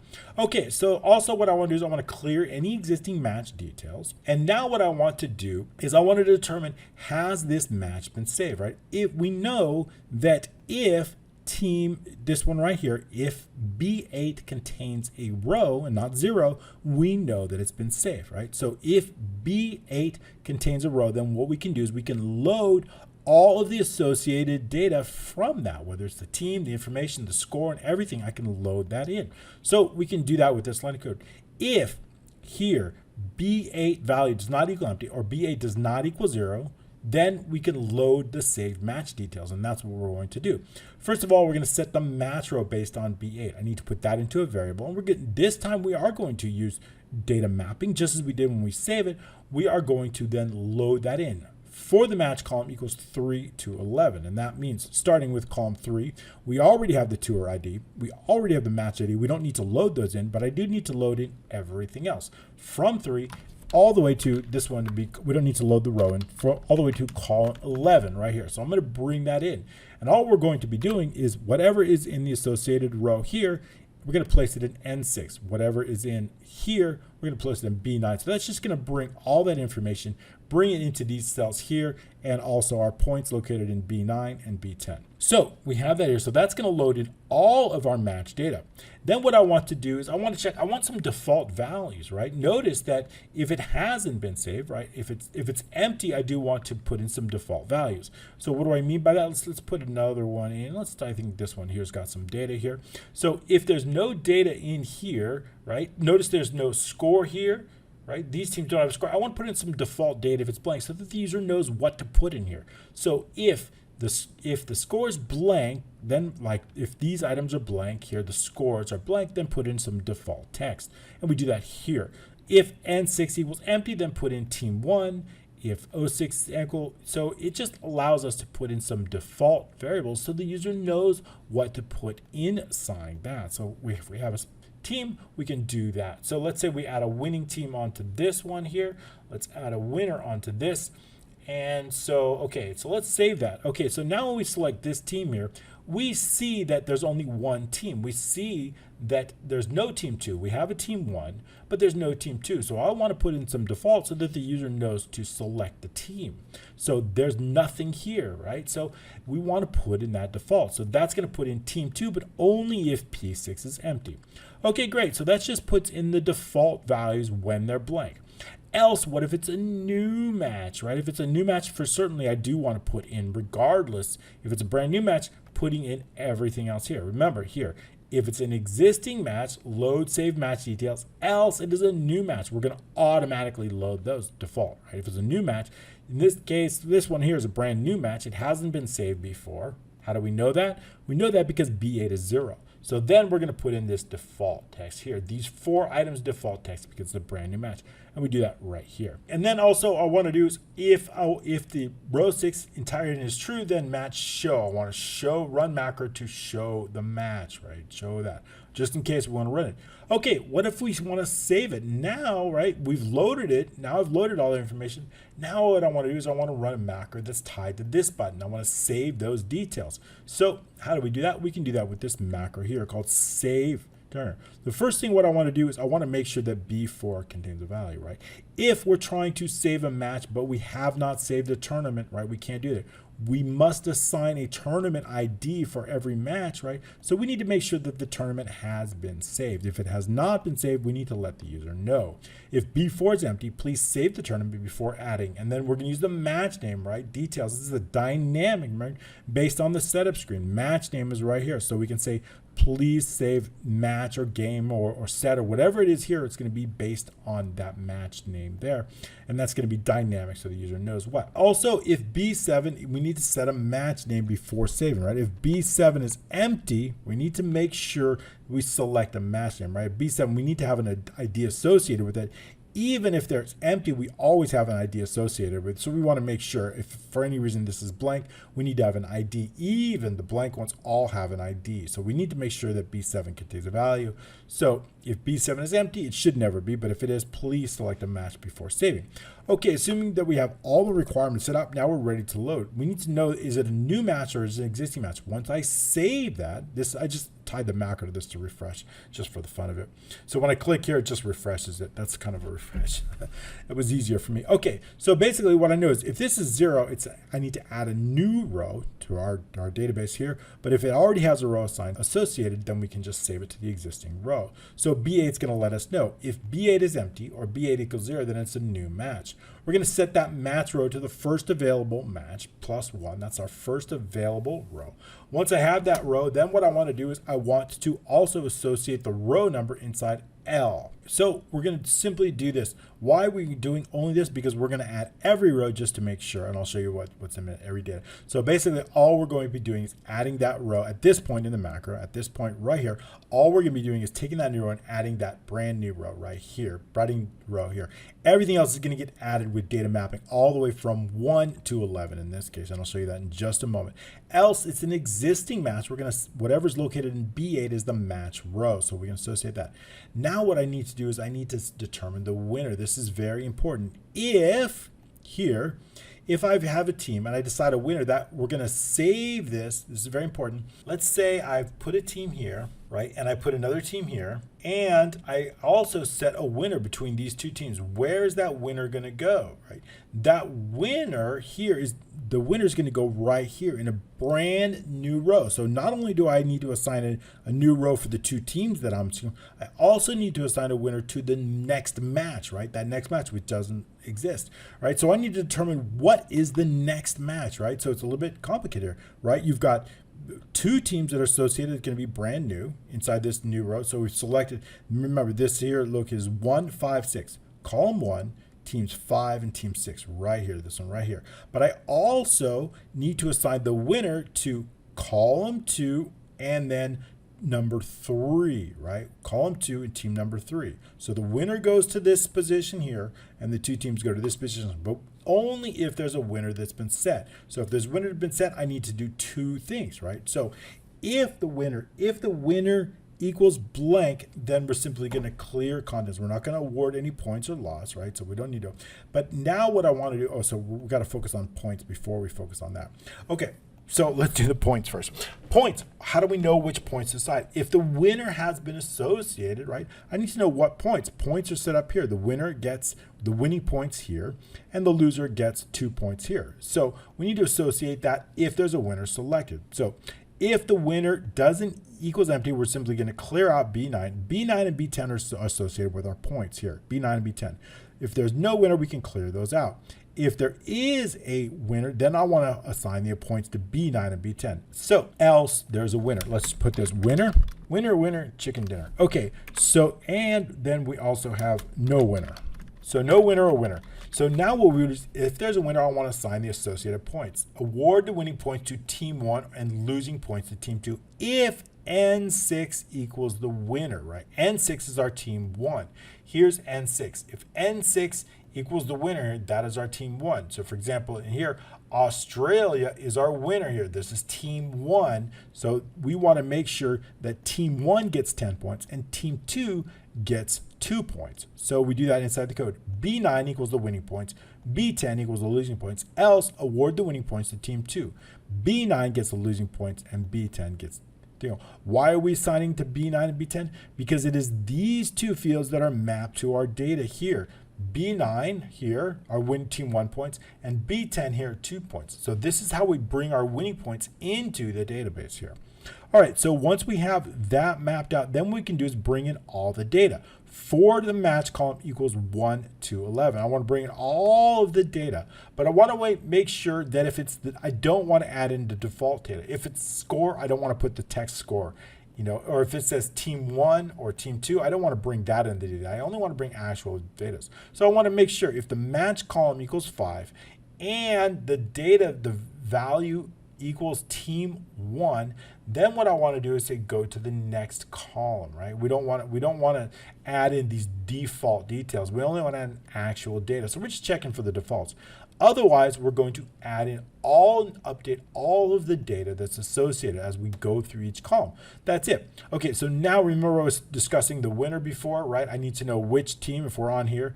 This is where I was going to go with it here. Okay, let's just go back to where we are and say, okay, so now what we need to do when we're saving it, we've already saved all the data. I've saved all the data here, but what I need to do is if it's a winner, I need to determine the winner, right? So let's say there's 2 teams here. I need to know the winner. I need to make sure that winner advances, right? So here, the winner must advance to the next one. So we need to add that winner on. So if the winner does not equal empty, then we're going to do the following. The match ID is based on B7. So we're just going to put that inside. I want to put that inside a variable, taking our match ID, whatever's in B7, placing that here, in B7 here. Okay, but what I need to do is I need to determine the winning match ID. For example, this one, the winning match ID is going to be here. The winning is going to go bracket 2, 1. So I need to put that winner right here. So the match ID is going to be in 7. Now the column number, what's the column number here? It's going to be left based on the match ID and the match. We're going to extract that column number from the IDs using that left, just as like we did before. That column number is going to be 1, 2, or 3, or 4. Okay, so we're extracting that column number from that ID. Once I have that ID, if the column number equals 4, then we need to do something a little bit different, and we're going to go to the final match. Okay, so if it's not, then we can continue on. The column count is equal to, now what is the column count? Basically, it's like the team number, right? I need to know what it is. So to extract that, we're extracting the column count from that. Column count, it's like the team ID. Match ID, we're going to use the length in string reverse match. So basically what I want to do is, if I take a look at here, I see that I want to extract this 2. I want to know what is the last one, right? This is 2, this is 3, this is 4. So I want to extract that number. I want to look for the last underscore, and I want to extract that based on that. So I want to do that. We're going to use the right feature function for that, and we're simply going to extract that out right here, pulling that count, that last item there. That's going to extract using in-string reverse, the length of it, we were over this just a moment ago, minus the reverse. It's going to just basically extract that column. Extract the last, let's put in the last number. Okay, so we're extracting the last number. Now what I need to know, if the column count is 2 or 6, so basically, here's what I need to know. If it is 2, this is 2, 4, or 6, right? If it's 2 and if it's 6, it's going to go to this top position. If it's 3 or 4, it's going to go to this bottom position, right? So notice the top position, Albania here, or the bottom position, Australia, or the bottom position here. So I need to know where to put it in. Same thing here. Here is the top position. This one is the bottom position, right? If I select here, you see this is 2. If I select here, you see it's 4. 2, if it's 2, it's going to be the top position. If it's 4, it's going to be the bottom position. Same thing here. If it's 2, it's going to go to the top. If it's 4, it's going to go to the bottom. Here, if this is 6, it's going to go to the top. And if it's 8, it's going to go to the bottom. So I know I want to separate the top. The winner is on the top or the winner is on the bottom. 2 here, 6 here is going to be top. Okay, so using that, if here the column number equals 4, or we got, okay, if the column count equals 2 or column count equals 6, then the team position equals 1 or the team position equals 2. Team position meaning, right, the top, this is 1, this is 2. This is 1, this is 2, 1, 2. So I need to differentiate because I need to know where to place that winner. Are we replacing it on the top or replacing it on the bottom, right? This will be the bottom. This will be the top. Okay, so we're just putting that into 1 or 2 inside the team position. Okay, so now if the column number is less than 4, it means it's going to be the left side brackets. We need to do something a little bit different than that. If it's a column count is less than 5, then all we're going to do is we're going to set that winning match ID. I need to create a winning match ID. What is that winning match ID? Okay, let's say I have a winner here, Albania and Armenia. That winning match ID is going to be 212, right?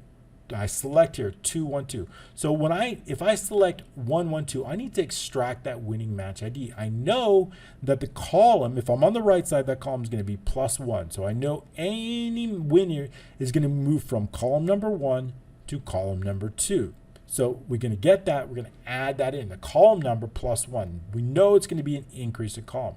So if the winning match is 1-2, right? If the winning match ID equals column number 1 + 2, 1-2, otherwise 1, 3, 4. So basically, we're just determining where it's going to go on 3 or 4 or 1 or 2. It's going to update the winner based on that. So if you're still following, what if it's on the right side of the brackets? If it's on the right side of the brackets, we're going to subtract 1, right? Because we're moving to the left, right? Here, right, if we're on column number 7, and I want to know the winning, where's the winning? The winner is going to be in column number 6, or the winner of column number 6 is going to move to column number 5. So we're subtracting a column. Here we're adding a column. That's why we want to differentiate the left side from the right side, because the winner reduces the columns, whereas the winner here on the left side increases the columns from column 1, 2, 3, or 4, otherwise from column 7, 6, or 5. So we need to reduce it. That's why we're subtracting the column number here,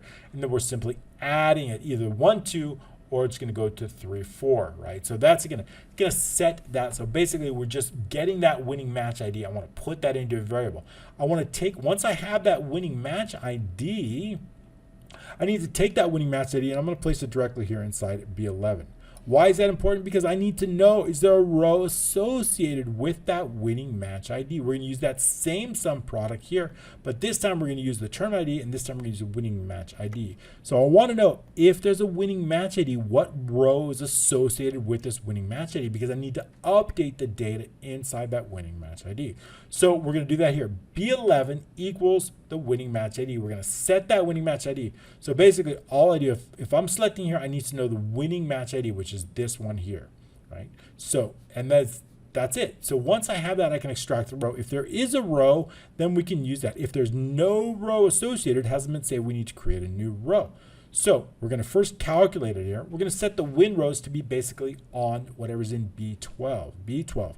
If it's 0, we need to do something. So we need to add a new one. So if the win row is 0, the match not found, assign a new row. So if we're going to assign a new row, we're going to get the first available row inside the tournament. Then what I need to do is I need to take whatever's that tournament ID and I need to place it in column A. I need to know the winning match ID in B and the row in L. So these 3 things for a brand new one, right? That would mean in A, the tournament ID, in B, the match ID, and in L, the row number. So all those things get added in. Then what do we do? Else, that's it. That's all we need to do actually for our new one. So we've assigned the win row. So once we've done that, I can then take this.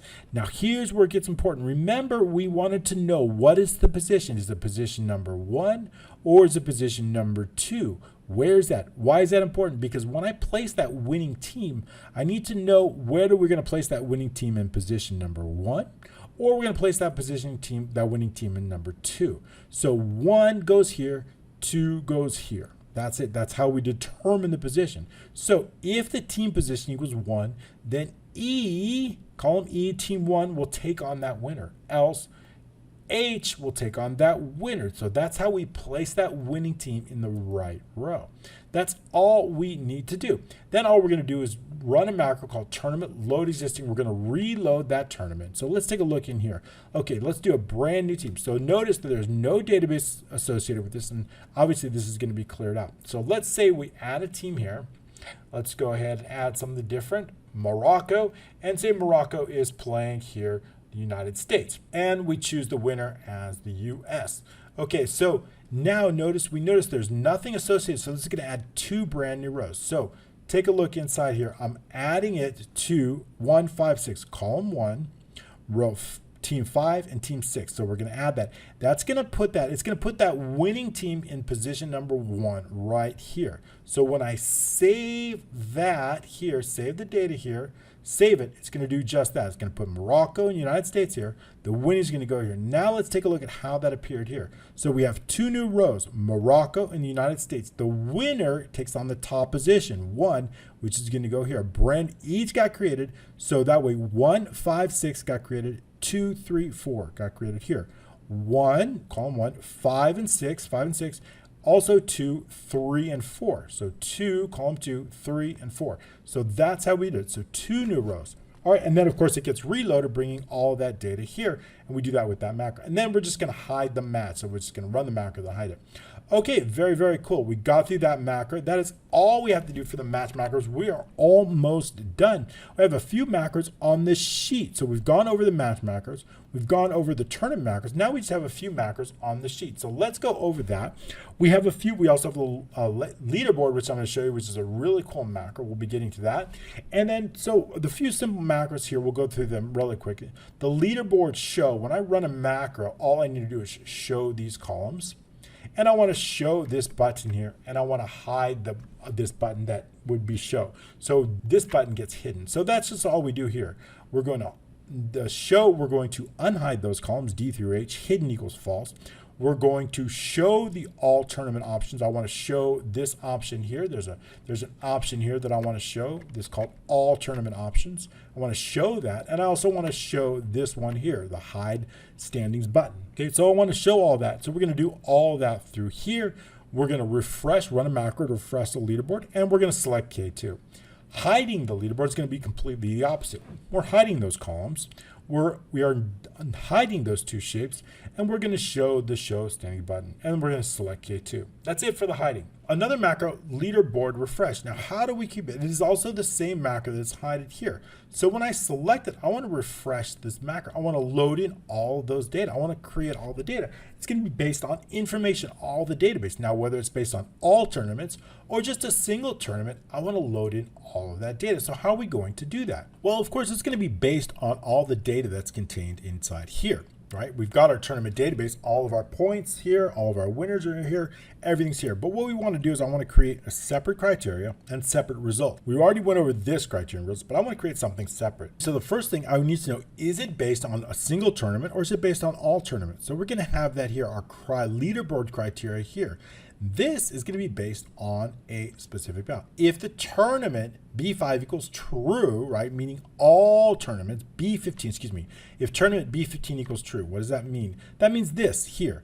If all tournaments, if this equals true, that means we're going to show all tournaments. In that case, I just want to create some criteria here that's going to show, meaning not blank. Tournament ID is not blank, so we're going to do that. Otherwise, I want to show a specific tournament ID. Otherwise, I want to show what's in B2. So that means when I select this, not all tournaments, just that single selected tournament, we want to change this. We want to show 3 so that only a single tournament shows up. And we're only adding criteria for that. So then what I want to do is I want to determine all of the teams that are associated with either this specific tournament or all tournaments. And I want all the team 1s to show up here. And I want all the team 2s to show up here. Then what I want to do is I want to take all the team 1s and I want to place them here. And I want to take all the team 2s and I want to place them here. Then what I want to do is I want to take all of these and I want to create a list of unique teams based on this. Notice there's many repeats, but I only want unique teams and I want to place these unique teams here. Then I have a ranking. This is numbers. That's always going to stay here. That won't change, just numbers. Then I have rankings. Then what I want to do is I want to create a formula. I want to know how many they won, how many games that they won or matches they won. I want to know how many they lost, and I want to put that in a formula. I want to know the total points, and I want to know the picture. That picture is going to be coming handy in the standings. And we can do that with a formula, just like we did before, but that formula is also going to be based on whether it is all matches or whether it is only the existing match. That's going to be based on basically AG, depends on this, whatever this is here.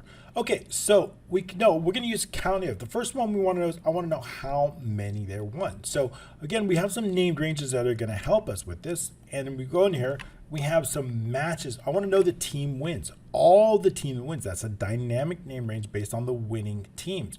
We also have the team won here. We also have the team 1 points here. We have the team 2 here. And we have the team 2 points here. So that's going to really help us determine, and we're going to be able to actually use sum if and count if to help us with that. So let's take a look at some of these formulas here. If AG3 equals empty, right, or nothing, right, then what we're going to do is we're going to count if, I want to count if all of the team wins based on AM3, which is our first row. Once I bring down that formula, it'll be all for the associated row.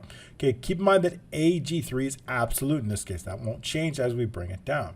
Okay, otherwise, right, I just want to know all the wins regardless.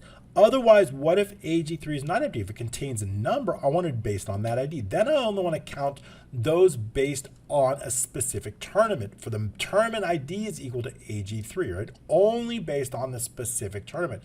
Only want to count those, right? So we're basically counting it on whether it is all the tournaments or whether it is only an existing tournament ID.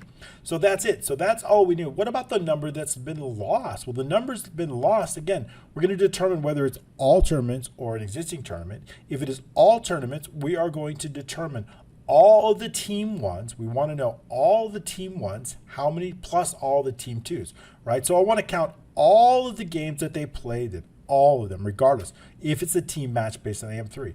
Then I want to subtract out all the ones that they won, right? How many did they win? So how many do they know win? They won whatever's in AN3 is how many they won. So basically, all the games that they played minus all the games. So in this case, they've played 3 games, they've won 2, and they've lost 1. So we know that this here is equal to 3. They've lost 1 and they won 1. So based on if they've won it.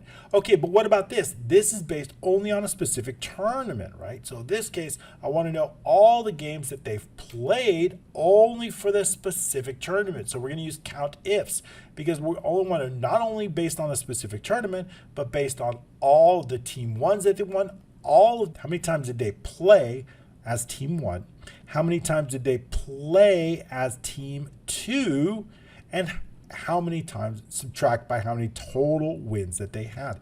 That's going to determine the number of lost based on a specific tournament ID.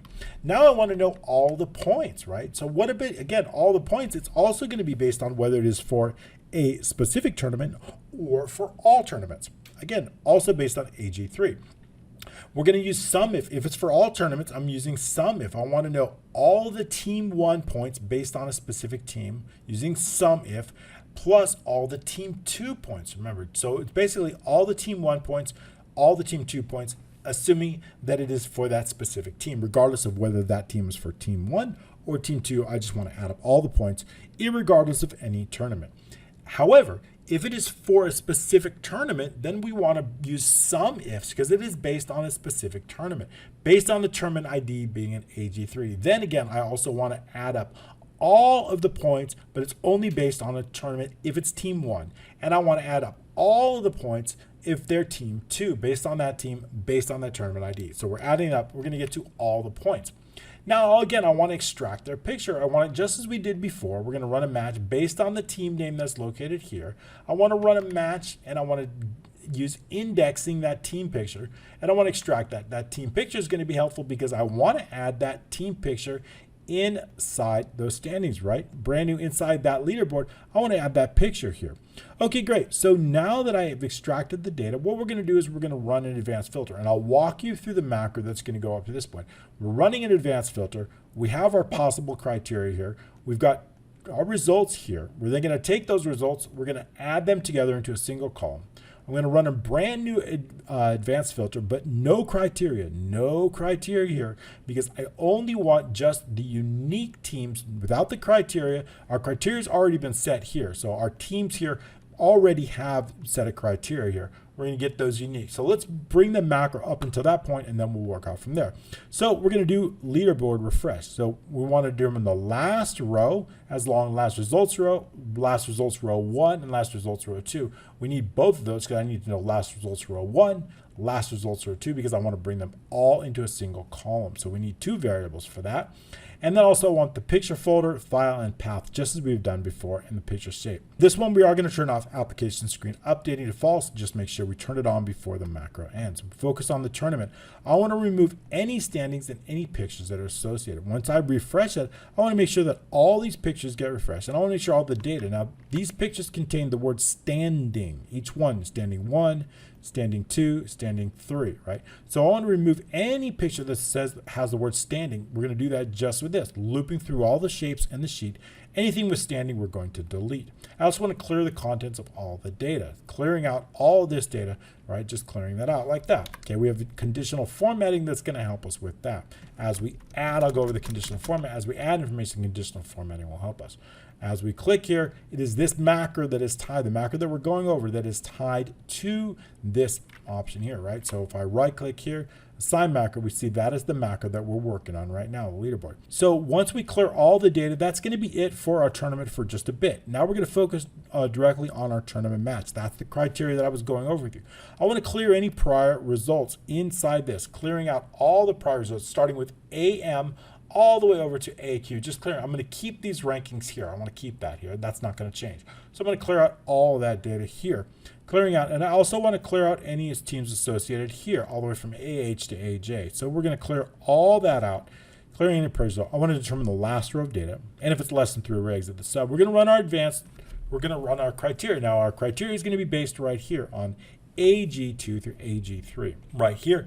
And our results are going to go in AH2 and AI2. So that way I have all the team 1 and all the team 2 that are associated with this tournament. Or if it's no tournament, right, if I've selected all tournaments here, then we're going to have a much larger list, right, because it's going to be all tournaments.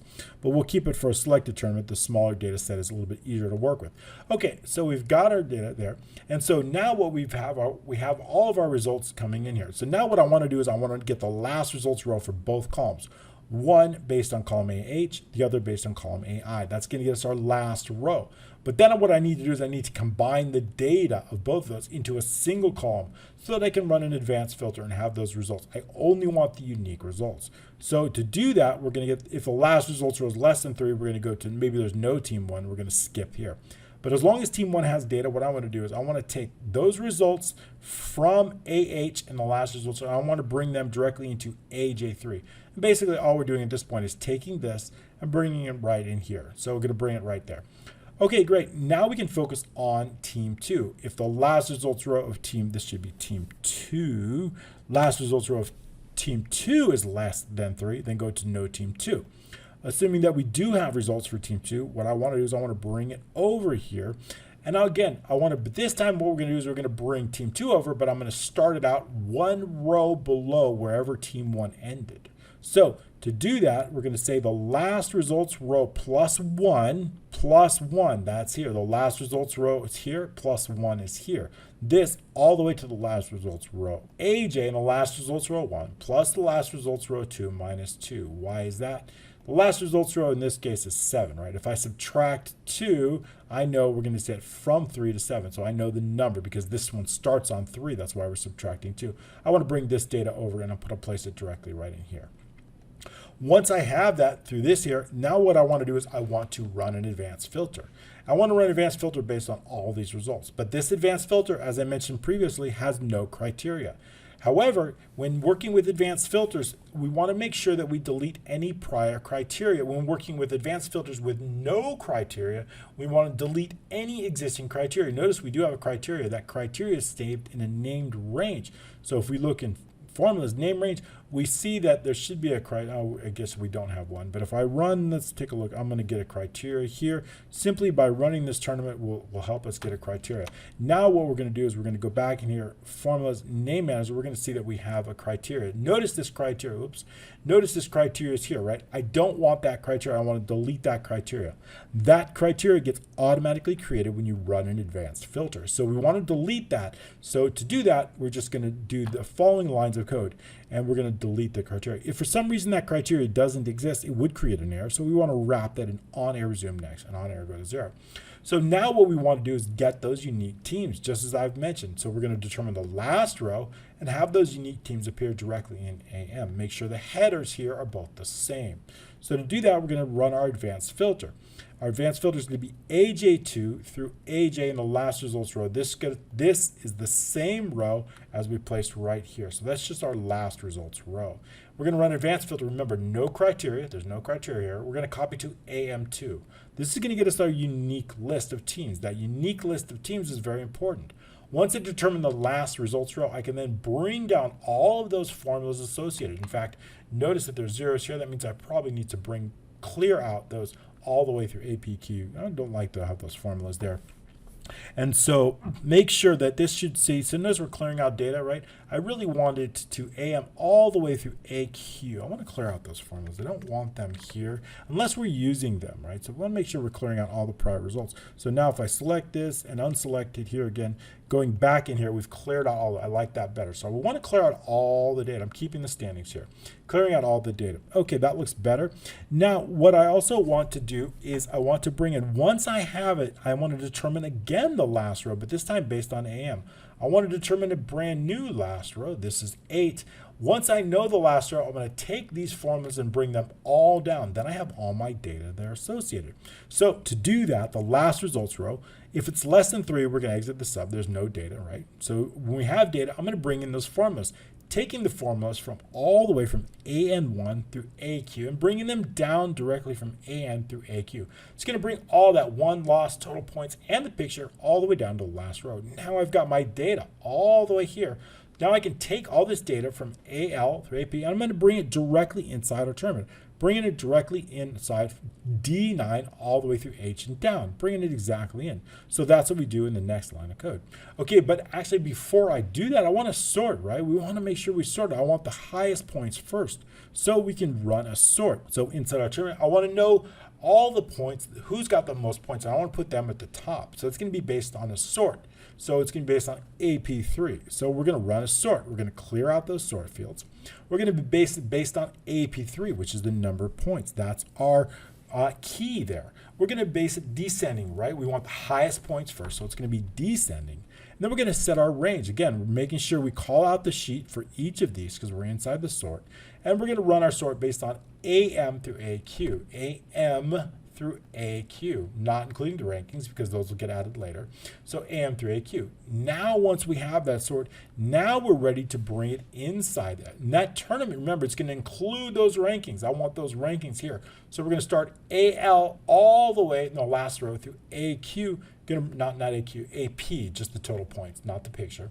So AQ is going to bring that in. So DH through H in the last results row plus 6 all the way from AL through AP in the last result. That's going to bring in all of our leaderboard data. Now all we need to do is add the team and the pictures and the players, right? So now all we need to do is loop through this data and determine those pictures and create a small picture. All we need to do again is duplicate this item right here, sample, add a picture, and then duplicate it here. So that's what we're going to do row. We're going to create that picture folder as we did before.